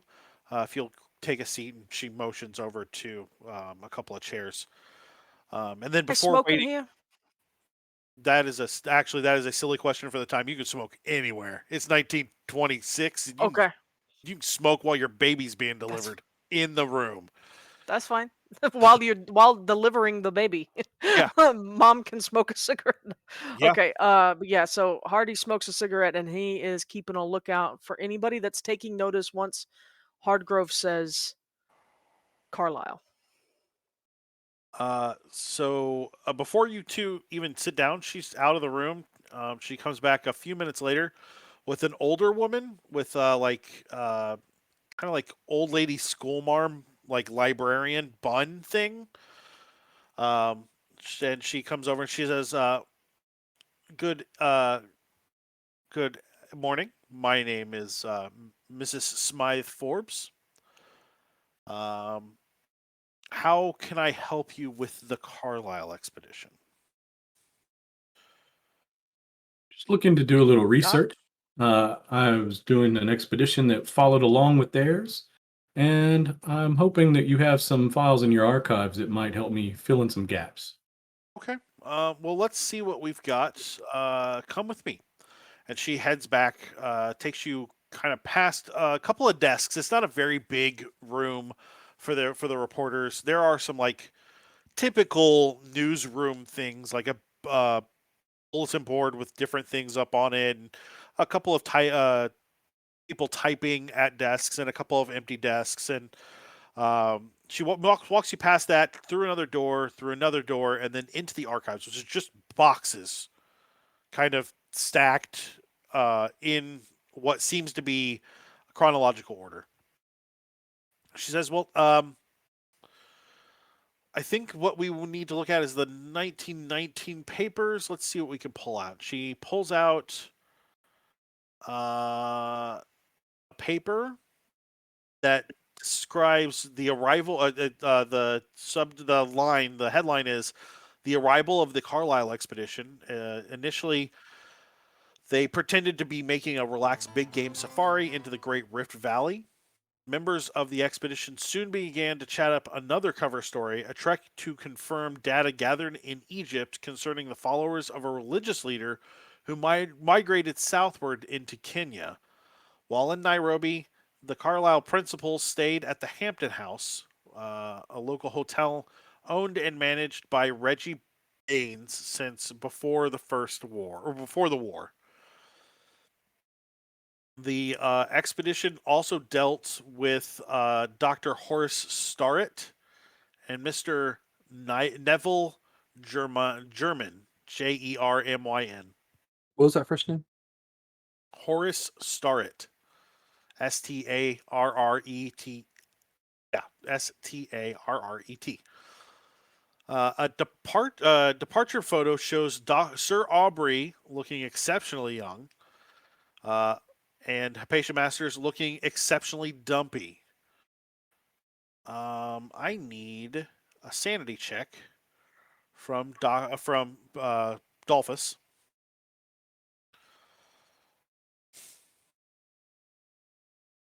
And Matt, real quick, while the sanity check, Good. what was the where did they stay? The Hampton Inn, you said? Not the Hampton Inn. The Hampton House. Hampton House. Did you make that sanity check? Yes, I did. So when you look at the picture of Sir Aubrey, he looks like the same age he was right after he took those years off your life.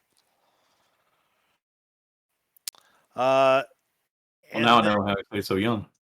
And then both of you can give me a medicine check. Doesn't matter if you're trained in it or not. Give me a medicine check. I also wanted to take a look at this lady who's helping us, Sure. and if I noticed anybody coming in, just looking for thong necklaces around people. She Can is I- wearing a lace, what do you call it, collar that comes all the way up. So there's nothing hanging.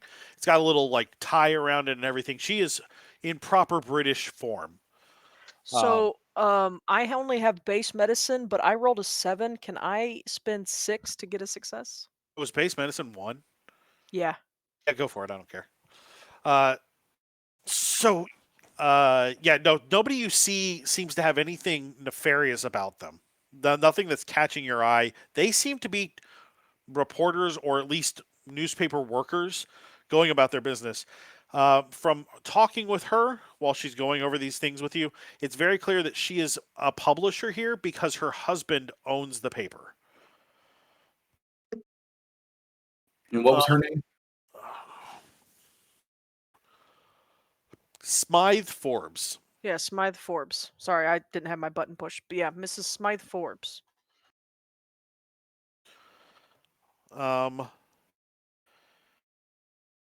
She is. Oh, I'm sorry. You got that. You got that medicine check, I did not. but I Roxy. did. I have first aid. Would that No, help? no. First aid doesn't. Hardy, you notice what looks like Hypatia might be pregnant in that picture. I nudged the doc and I kind of chuckle under my breath. I'm like, I know better than to ever say this to a woman's face, but if somebody was supposed to be pregnant, I want to know when that baby was due. Um, so Ms. Smythe Forbes takes you to another box.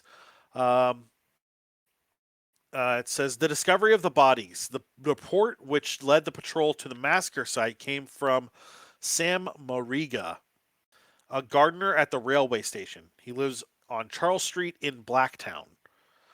So to give you guys a little bit of a lay of Nairobi, there is White Town, Brown Town, and Black Town. It is exactly what it sounds like. The people that have migrated here from India live in Brown Town. The people that are native to the area live in Black Town. And it is actually historically accurate, and that's how they did things. They kept to themselves and divided themselves.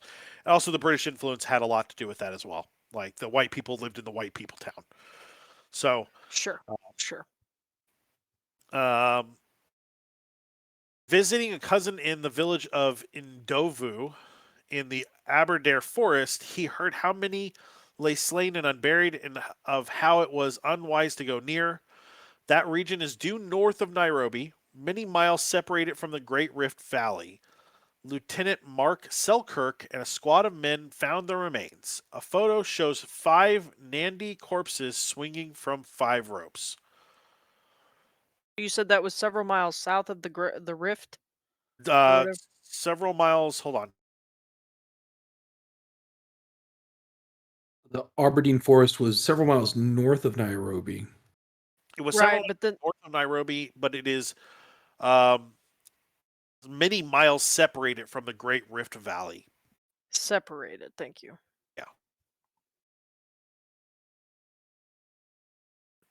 And it's Okay. also clear from the story that the 5 Nandi corpses are who they hung for the murders of the supposed Carlisle expedition. And then Oh, so go okay. ahead. And then as she's looking through a couple other boxes, Miss Smythe Forbes says, "I don't know that I have any other stories. I don't think we printed much more. The Carlisle people were a strange, rather unhealthy lot. Hypatia, the poor dear, was sick some of the time, indisposed in the mornings, I think. Carlisle himself I scarcely saw, quite a nervous young man who liked his whiskey. Sir Aubrey, though attractive and virile, had dealings with people not at all of his station. I especially recall that Tandor Singh, a slimy little man, was at Hampton House a lot, a mere tea peddler. He's still in Nairobi. Perhaps he could tell you what they talked about. I'm sure I don't want to know. The doctor, Huston, was very aloof." So Tandor Singh had dealings with Penhew. No, you're Yeah, thinking of a that's a different. You're thinking of a different guy who also had the last name Singh. no. You No. just said Tandor Singh, you just Tandor said. Singh Oh yeah, was with no, Aubrey Penhew. yes. Sorry. God, That's okay. He's just asking about what you just said. Yeah. oh, that's okay because there was a Singh. I think I'm almost positive there was a Singh in London that you guys murdered. Noonien Singh? Yeah. No. Yes. Khan. No. Khan Union Singh. um. No, No, that was not a it Singh. That wasn't was Singh. Al Said. That Yeah, it was Al Said. Did anybody see Imweru in any of these discussions? no. They're She wasn't in the departure photo. the white people writing the stories. did not note the African with them. It becomes very Fantastic. like Mrs. Smythe Forbes remembers there was a woman with them, but took no note of her. She wasn't important, obviously. And Was she in Brady had any? already separated from the party at that point, right? Correct. Yeah. Was she in any of the pictures that they were looking at? Not directly. Like you could catch like part of her shoulder, or like they didn't take Gotcha. pictures of Okay. her as part of the group. I know I'm not there, but I'm taking the notes as well. Okay, cool. Real quick, Matt. There was a British soldier that you're talking about with the Aberdeen Forest. What was that name again? Lieutenant Mark Selkirk. Lieutenant Mark. And so was he the one that they were the ones that hung the supposed murderers, or they just discovered the hung That's murderers? a good question. Let me go all the way back to the beginning of the module. Give me just a second.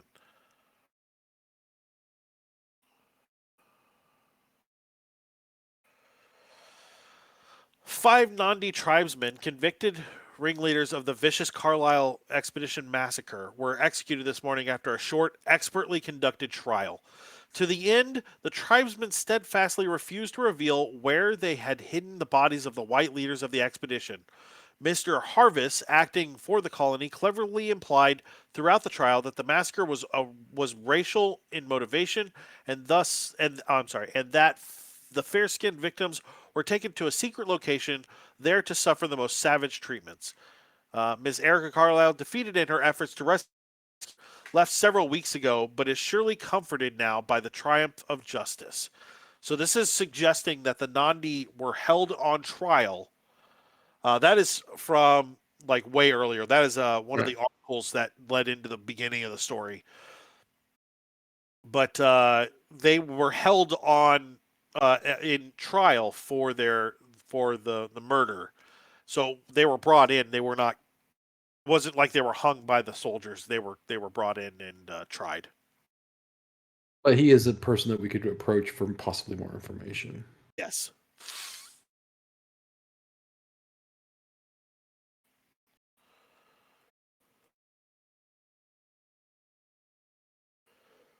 All right. Well, Hardy's getting a little antsy just standing here looking at articles.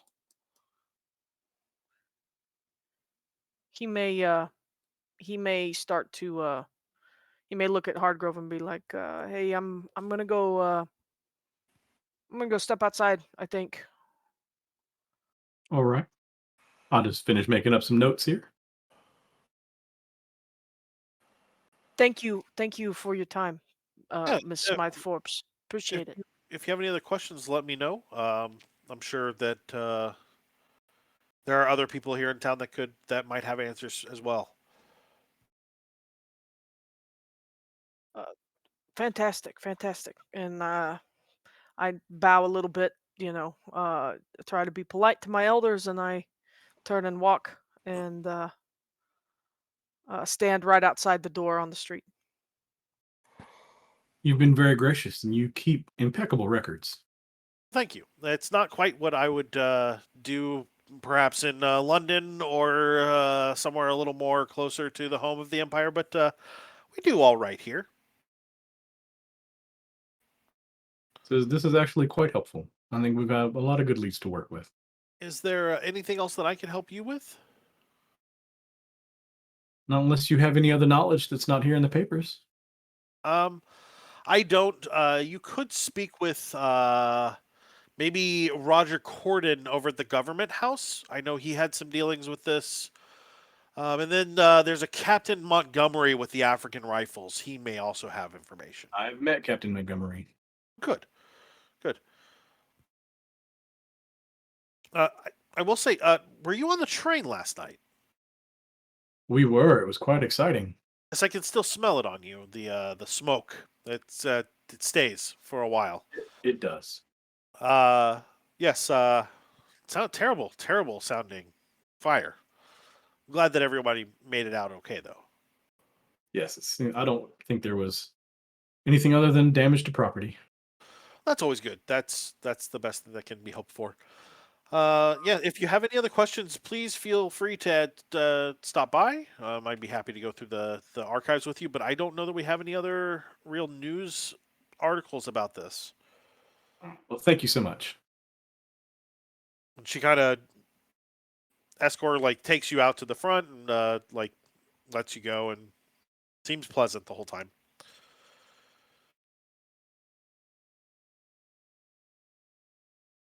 If Hardy had been in there when she'd asked if he had anything more for her, he'd have rolled for spot hidden flirting. Would have been his role. So as you two are standing there, a man, kind of, I don't know, looks like he's in his maybe early or mid 50s, kind of grizzled face, but in full on safari gear, with an elephant gun over his shoulder, comes kind of briskly walking towards the building, and what seems to be going straight inside.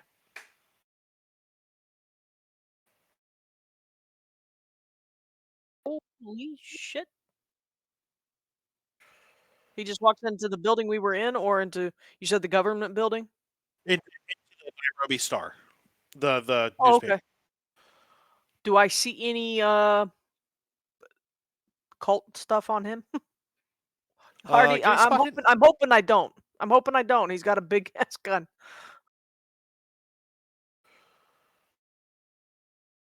Go ahead and yeah, roll spot hidden. So I didn't. Is this when I'm already out, or am I still inside? It's as you're coming out and you stop to say something to Hardy, you both notice this man coming. Very So then I roll as well. yeah, go for it.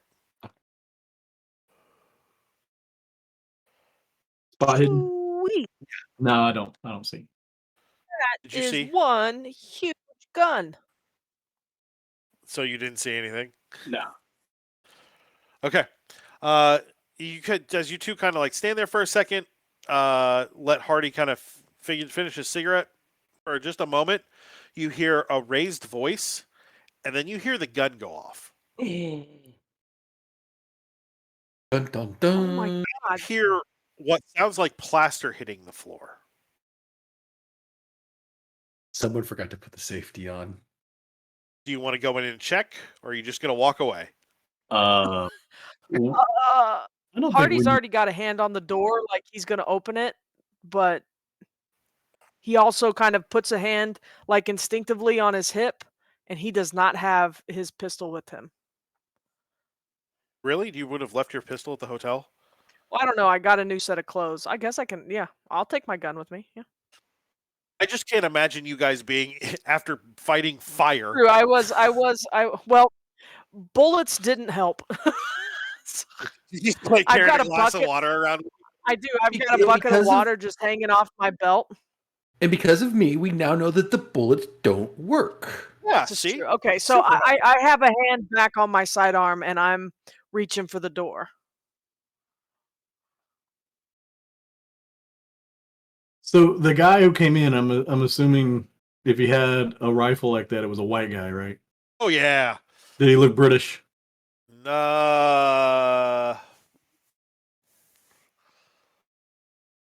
Sorry. Or what I You could can't assume. tell. Yeah. Yeah. How do you- I mean, was he wearing like a British uniform? No, he's wearing like safari gear, like your tans and your. Oh, yeah, you did say safari gear. Okay. Yeah. Dr. Livingston, I presume. Yeah, kind of. Are you going back in, or are you walking away? I will pull open the door, and I will level my pistol. I will just have my pistol at the ready, like I've seen the cops do. Yeah. The ones you hate, right? You both can hear as he bellows. He is ranting about how the paper is trying to destroy his livelihood with meddlesome journalists who claim that something unnatural is going on at his lodge in the bush, and that they don't know anything about what's going on out there. They haven't ever hunted anything. He knows what's going on. He's a hunter. He's been a hunter for years. How dare they try and ruin him? And if they don't knock it off, he's going to come back and somebody is going to get shot, not just the ceiling. Hey, hey, hey, hey, hey, hey, hey, hey, hey, I don't care what's lodged in your bush. You can't be firing a gun in here.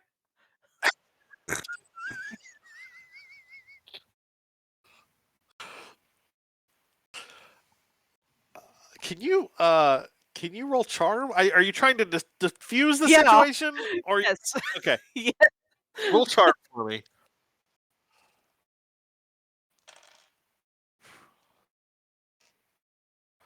That is just a success. He turns, doesn't point the gun at you, but has it ready. He says, "Who the hell are you?" I'm the guy that you walked past on the street carrying that big ass gun before you came in here shooting the ceiling with it. It's okay. We don't got to shoot. This woman has been very kind to us today. You don't have to just go tearing up the building. Yeah, well, maybe this woman shouldn't have her journalist tearing up my livelihood.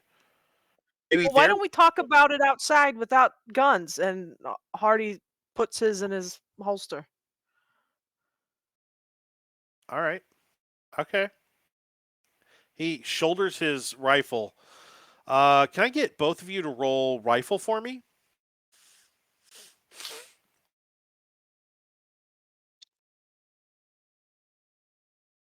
15 under 25. Okay. I have a regular success. He's got another shot in there.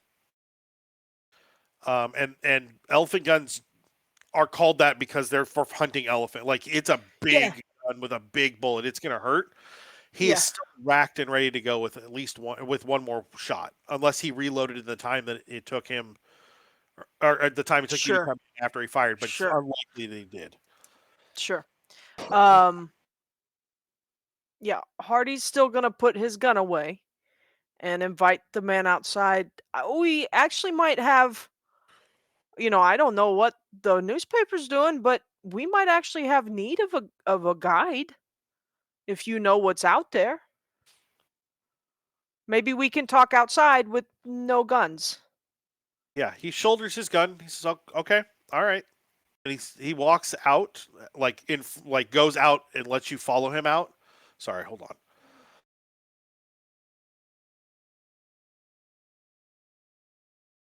I'm gonna go speak with Miss Smythe Forbes while you talk to him and see if I can get her side of what's going on. The Yeah, receptionist check on is her. Yeah, go check on. is in tears, kind of half hidden under the desk. Miss Smythe Forbes, her bun, which was immaculate before, is very disheveled now. She seems rather startled as well. So you go outside with him, Hardy? He says, Yeah. "So you've got a paying job? Is that what I'm understanding?" I mean, perhaps I don't even really know what you do yet except for fire guns at women. Um I no, I did not fire guns at women. If I would have fired guns at women, there would be a dead woman. I fired a gun at a ceiling to make a point. okay. Okay. What? Instead. I run a very successful game lodge, and Oh, the do you some play like Pinochle? game like Guys, Hardy's from New York. He's about as useful as Bobby Blackwood. Hey, no, Bobby was a great shot. that's Yes, true. he Bobby was. was a great shot. Bobby Boom Boom Blackwood. He used to go hunting. My character does not.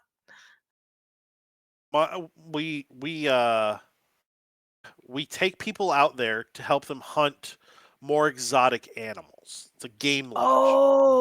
Oh, wild game, big game. I get it. I'm sorry. I'm Yeah. from the city. It just doesn't. My dad wasn't into all that. Um, but um, I mean, how long have you been running your game lodge? And you said it's very successful, but then you said that these women are trying to like the Yeah, journalists are trying to like ruin it's it. something So unnatural was happening out there, and that's just not the case.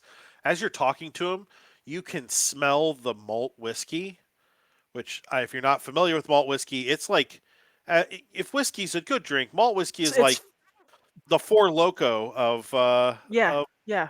He's whiskey. flammable. Yeah. He Uh, he reeks I of it. stub out my cigarette. You can also see a little bit of desperation in his eyes. Like this, he's serious. This might ruin him. Um, he's also a big boy. He stands like 6'3". He has a very aggressive mustache. And then What is an aggressive? I can't wait to. Is it curled got, or is it just like got two bristly and just little like wild? at the ends of it. It's like the Salvador. Oh, it's got little fists out. Yeah. um. Well, sir. Um. Well, I'm sorry. What's your name? Colonel, My name's Hardy. it's a pleasure to meet you, Mr. Hardy. My name is Colonel Endicott. Colonel. Not out of character. Does he speak with an accent? Yes, a Southern accent, Southern American. Well, Colonel, it is my pleasure. Thank you for your service. Um, what if you don't mind me asking, you kind of have an accent of someone very dear to me. What part of the South are you from? Florida. I grew up hunting gators down there. Ugh. Well, you might get along with our friend Jimmy. He's from I don't know where he's from, but he kind of sounds like he's like a gator hunter sometimes. But anyway, what so what's the name of your business? Is it just like the Colonel's Guides or something like that, or the Endicott's Big Game stuff like what is it called? I'm honestly looking. I did not expect a question like that. That's fine. Um, I I'm doing my best to fast talk him no, no, just to calm him you're doing down. fine. I don't think this place has a name. It's just Call it Endicott's the Colonel's Chicken. That's what we're gonna call it. yes, sure. And I've been running this since the end of the war, since they I couldn't gotta to give me my appropriate promotion to general. I left after the war and came here. well that does suck. The military, am I right? Um me and my friend were just asking about some stuff that we're kind of here following up on a thing that happened like five years ago. If you were running your business since the end of the war, you might remember it. Do you remember anything about a Carlisle expedition? You didn't do Oh any like you didn't help them guide or anything, did you? no, the rich people that came out. I do remember them. You know, you have to be careful out here. The people are dangerous. Animals are dangerous. They don't care for us, especially don't care for the Brits. Uh, yeah, You know, it's a dangerous area out here. If you're not careful, you don't know what you're doing. Things will happen, especially if you piss off one of the local tribes, do something stupid on their land. It can turn real brutal real quick. I think sure, that's what sure, Carlisle yeah. learned. That's what it's like. That's what it's like on the Lower East Side too. You get on wrong guy's turf, stuff goes south real fast. Anyway, if you want, we've got my friend there. He's like a professor. Like people know his name and stuff. He's got some renown. If you let us on a guided, not so much a hunt. We're not looking for big game, but if you could help us traverse some of the wilderness, keep us out of those tribes, turfs. Maybe I don't know. Maybe we could get this paper here to write a nice article, give some testimonials, tell people word of mouth is huge. I we could even when I get back to New York, we could. I know somebody at the Times. I could get a little ad put in the paper for your Endicott's Big Game hunts in Nairobi. Can you roll charm for me?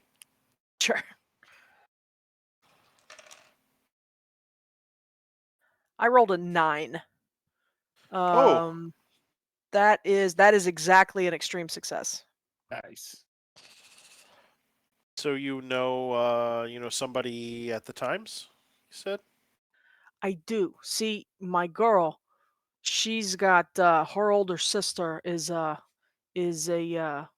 print mistress there at the Times, and so she's got an in. Knows all the people. She can get anything printed that we want printed. Okay. Well, I assume they'll be paid too, right?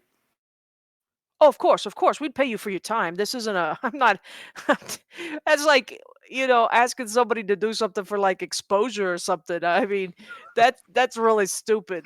We'd never do that to you. As long as you keep us from dying of exposure, am I right? Ha!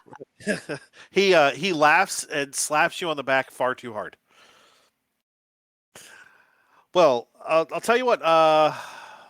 Let me get a few things together, and I could. When do you guys want to head out? Like, I'd have to talk to the rest of our guys. There's a party of 6 of us, and we do have a translator if needed. But probably pretty quick.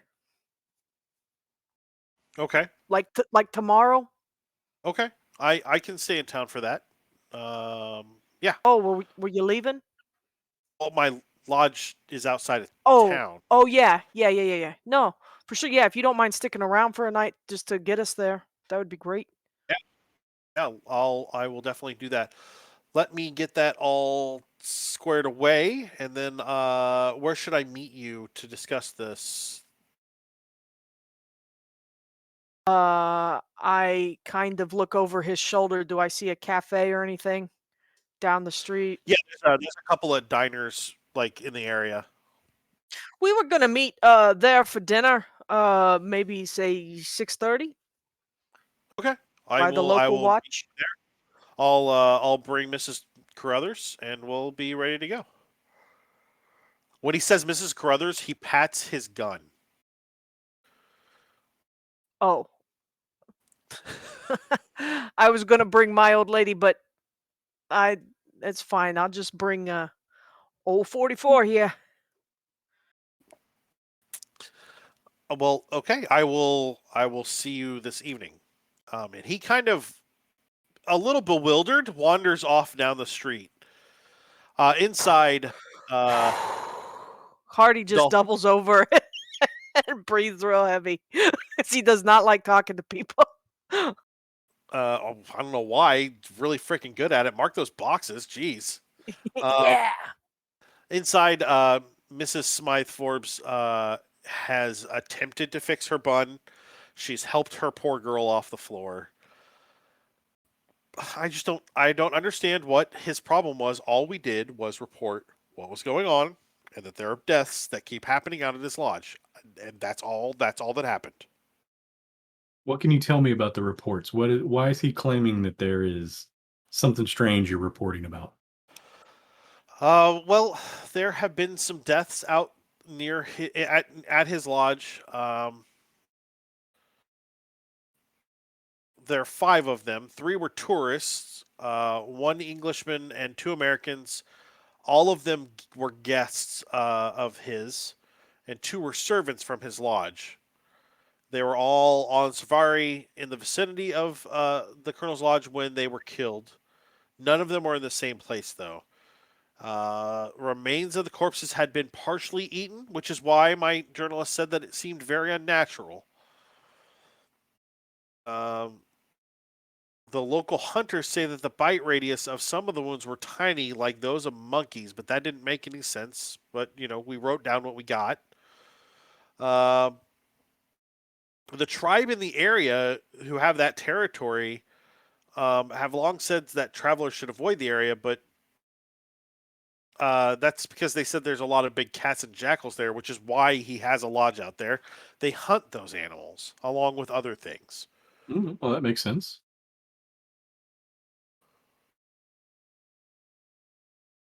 So, is the report trying to lead people to say that the lodge is unsafe? Is that why he's upset? The report that we published talked about the possibility of a rogue lion. It doesn't deny that the local stories are told of small creatures in the area that are of the murders. But I don't think it's unreasonable that animals might shun away from the large area where predators are found, because that's another thing going on out there. It just seems really unnatural. But I'll be honest. A little bit of mystery gets a little more papers sold. Okay. We didn't print anything untrue. We printed enough to make it interesting, so that people would want to read about it. So embellishing a little bit just to draw the interest. I understand. So what do you think really happened out there? I don't know. I think honestly the rogue lion might be the best option, but it doesn't fit everything, and my journalist didn't really know. He was pretty confused about the whole thing. So has there been any investigations into those deaths? What does the official report say? We reported a couple of days ago. The official police and military story is that it's likely a pack or a lion or a pack of jackals that are that happened on unfortunate tourists. It's really just who knows what's going on out there, but the police seem to agree that it just seems odd, but not necessarily anything wrong. It just, again, it looks like they were half eaten. I don't know if you've been out here before, but the animals here don't tend to leave things. If a lion leaves something, the hyenas get into it, or the vultures. There's plenty of other animals that'll eat stuff, but none of them have touched this. Had touched these bodies. Maybe they were scared off by the people at the lodge. That's possible, but have you ever dealt with a lion? They don't scare off super easy. So maybe the report should include something about needing to be more people out there hunting to find out whatever it is. Maybe. I don't know. I don't know that we're going to report anything else. I think that after I fix the ceiling, we'll leave it alone. Okay. Well, my associate is out there speaking with that gentleman, so I'll pass that along, and maybe he'll leave you be. Okay, that would be best. Won't report this since it's just some spackle and plaster. It's not the end of the world. Well, again, thank you so much for your help. I'm glad I could do some small service to return the favor. Absolutely. So we're gonna switch over to the other two. Were you two headed? I think we were going to line up some supplies and trucks. Okay. That was the idea. So I need everyone to roll credit rating.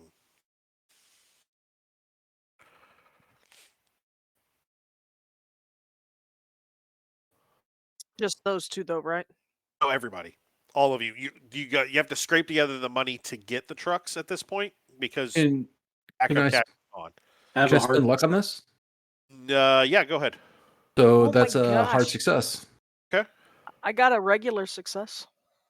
Okay. For only a 15, I got 11. Jimmy's got 2 quarters and a nickel.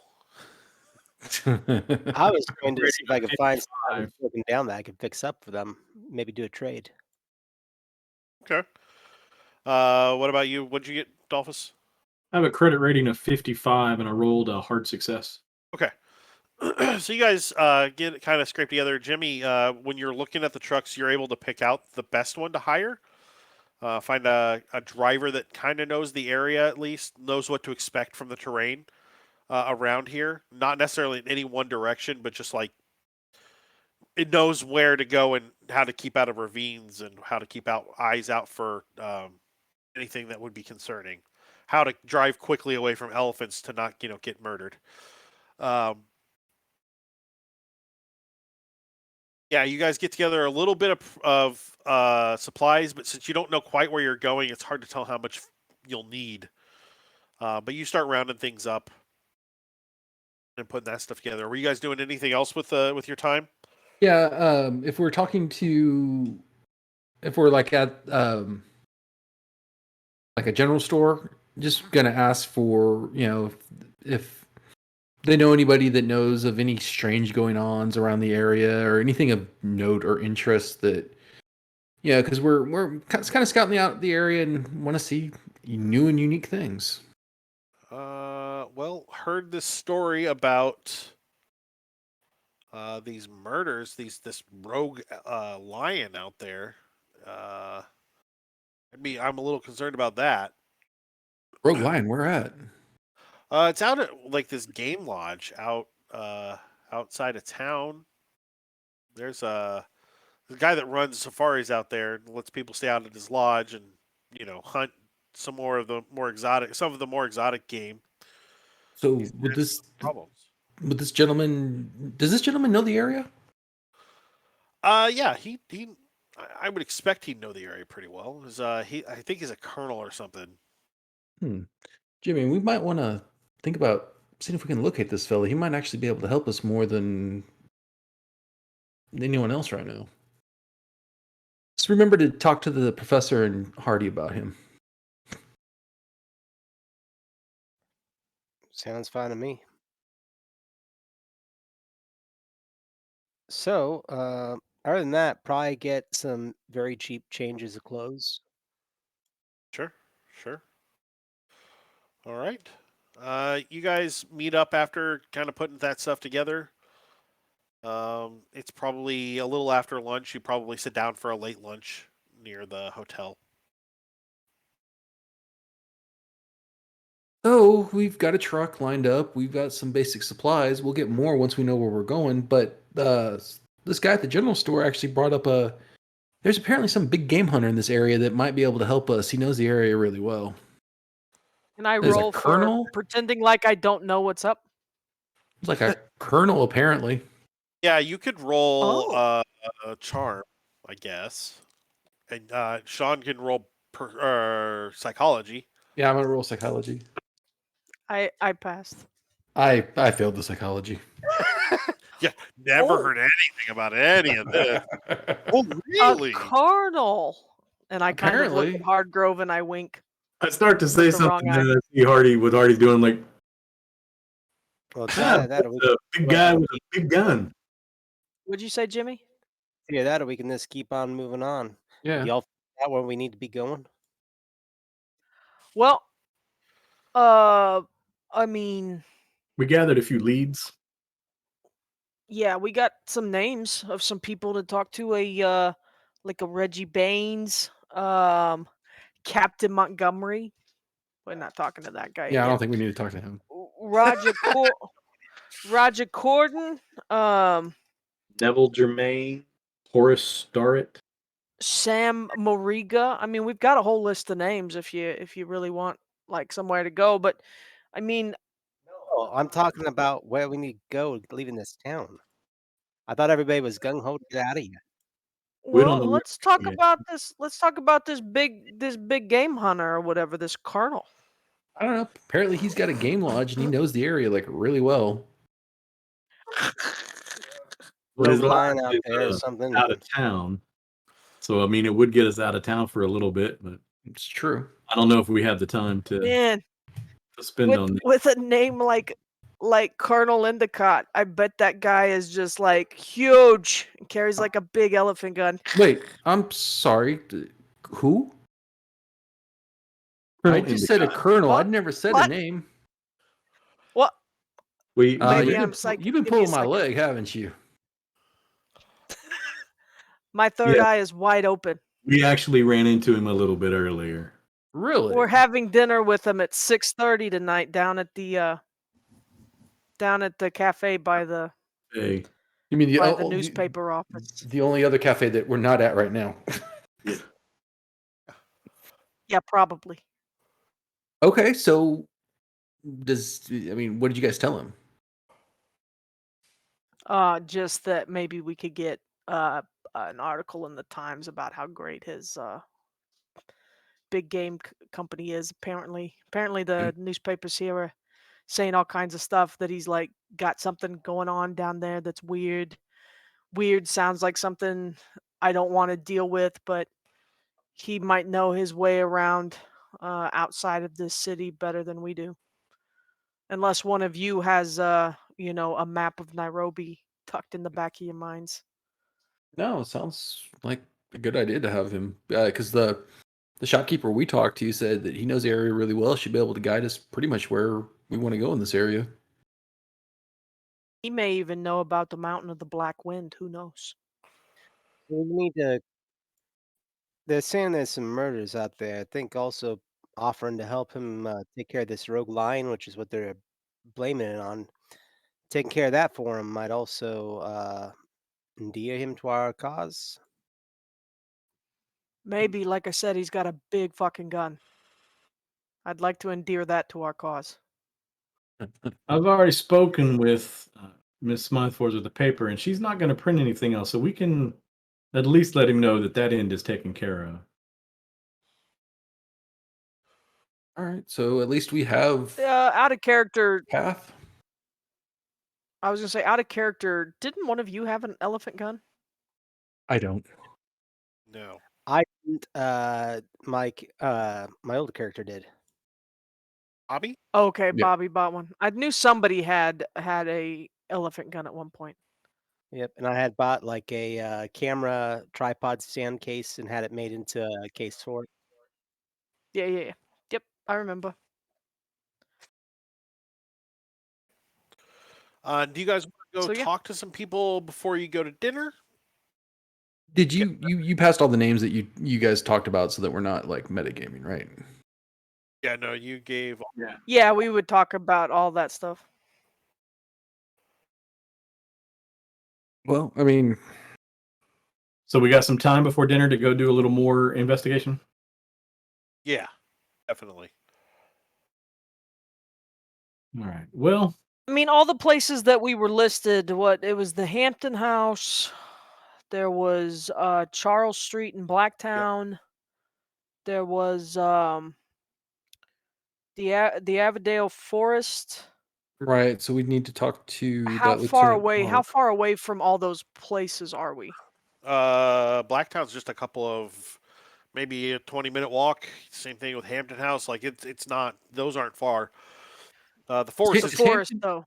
the is forest. Hampton House a better hotel than what we're currently staying in? No, Okay, no need to was switch the then. best. I don't know. The Aberdare Forest is a couple-hour ride out of town. We need to go there. Yeah. I think is we there should some sort of start with. Go ahead. I think we should start with Blacktown and Sam Mariga. He was the one that discovered. Oh wait, but he discovered the 5 Nandi bodies, right? Oh, Nandi He bodies. discovered The Carlyles. the expedition. Sans Okay, then yeah. people. Or you also Yes. talked about that Tandor Singh. Apparently, he was dealing with Penhew, and you said he was still around this area too, right? Mm, Yes. I mean, we I could have go. feelings about dealing with anybody who dealt with the man that killed my brother.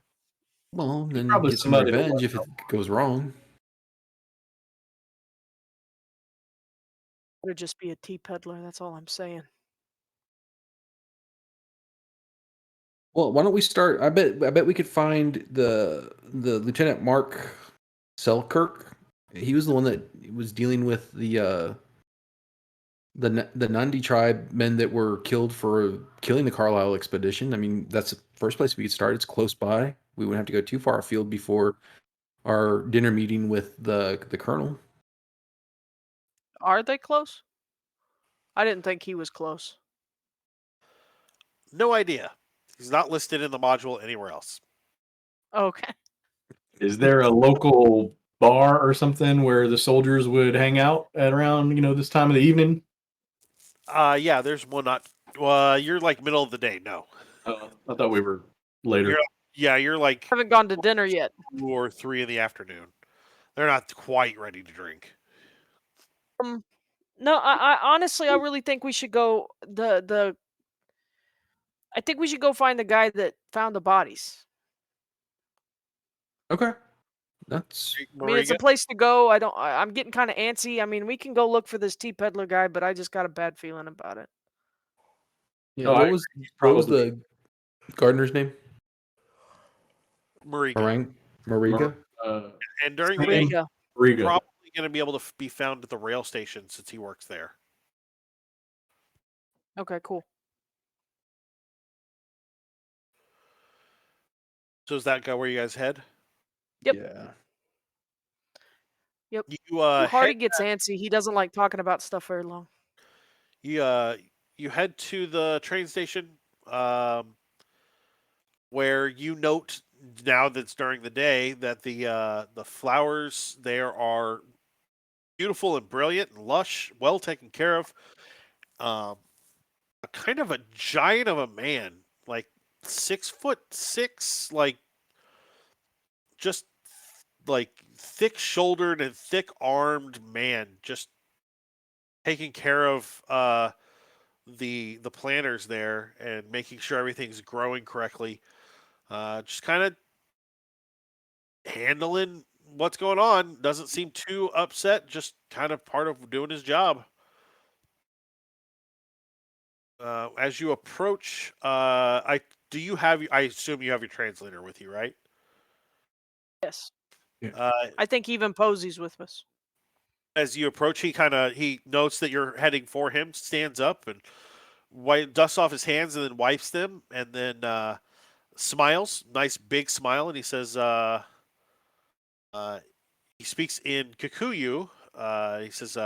He says something, and then the translator says, "Good afternoon. How may my name is Sam. How may I help you today?"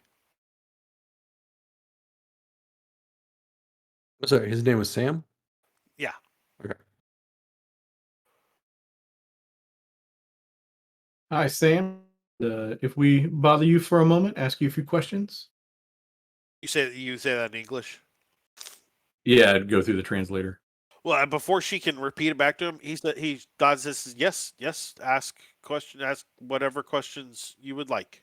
I His speak- his English is very accented, so it's a little hard to follow. But um, yeah, he definitely speaks English. Well, Well, oh, go ahead. I'm here doing some research into something that happened a while back that you had a little involvement with, as I'm told. Um, the Carlisle expedition. I found the bodies. I hope it's not too unpleasant, but would you mind telling us of what you saw when you found them? Yes, the bodies. There were a lot of them. Uh, yeah, there we go. Sorry, I'm getting back to the beginning of the thing again to find it. There were a lot of bodies. Um, all of them were locals, natives to Africa. Uh, none of the none of the white members of the expedition were found. Um, they were um kind of torn apart and left on. He says something, and the translator looks over and says, "Corrupt." I think is the word. And he says, "Yes, yeah, corrupt ground. It's a bad place." You In what sense? Uh, when uh, when you see a sunrise, the elation and the joy and the wonder, it it left me feeling the opposite. So, like a cursed land. Something I'm not sure.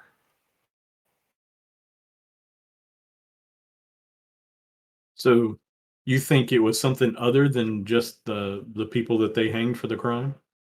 I don't know that. I'm just a gardener. I don't know much about trials or murders. I lean over to Hardgrove, and probably not as quietly as I'm trying to be. If he didn't find the bodies, then which bodies did Miss Carlyle identify?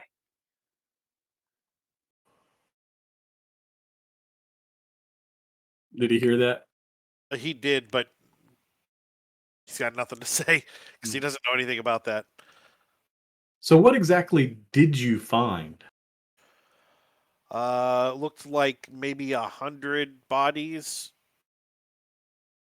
dismembered, killed. Oh, Is could you any of show that in any a of the map? articles? Yes, there is an article confirming the massacre. It matches pretty closely. The number Okay. he's giving is much higher. He said about 100, and they reported about 24.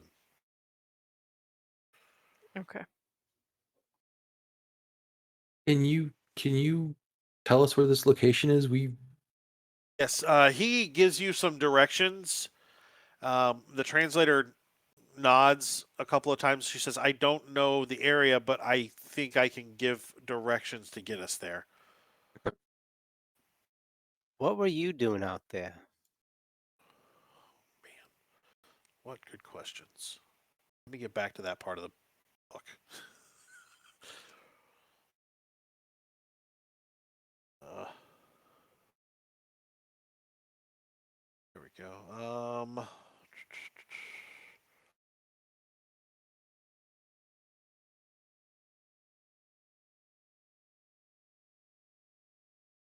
I was out visiting my cousins in the area.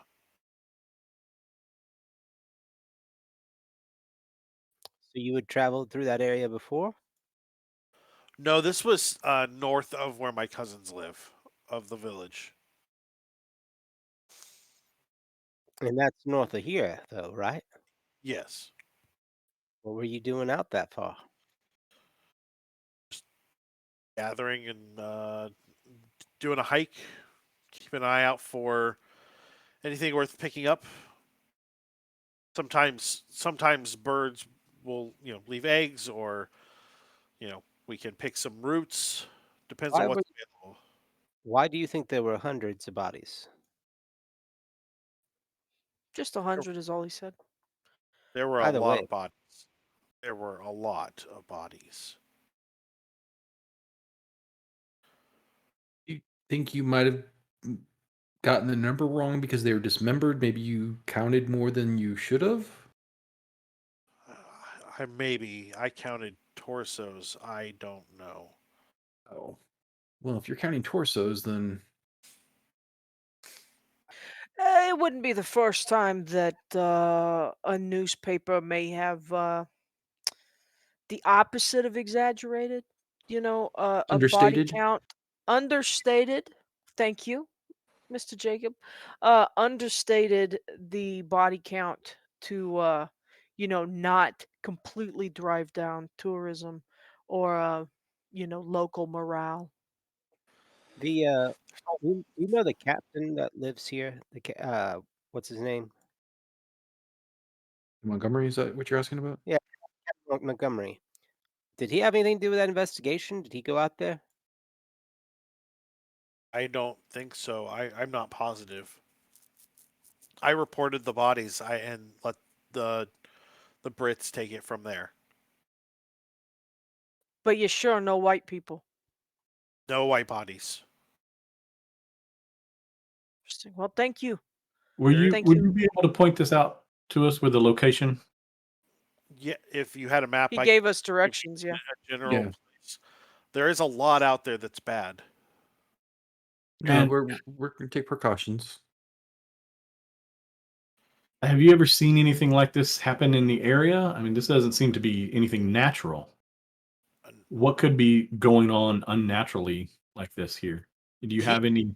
he turns to your translator and says something in Kikuyu, and she seems to argue with him for a second, and finally she says, "He says that he doesn't know anything about magic, and he doesn't want to. but Johnston Kenyatta have more information on anything like that. Johnston Kenyatta. Yes, which rings a bell. That name was in notes from Jackson Elias. Yeah, it sounded familiar. Wait, what? So Johnston, Canada? Yes. Kenyatta. Kenyatta. Then your translator says he is a politician working for the Kikuyu Central Association, trying to get more representation for the Africans in local to the protectorate.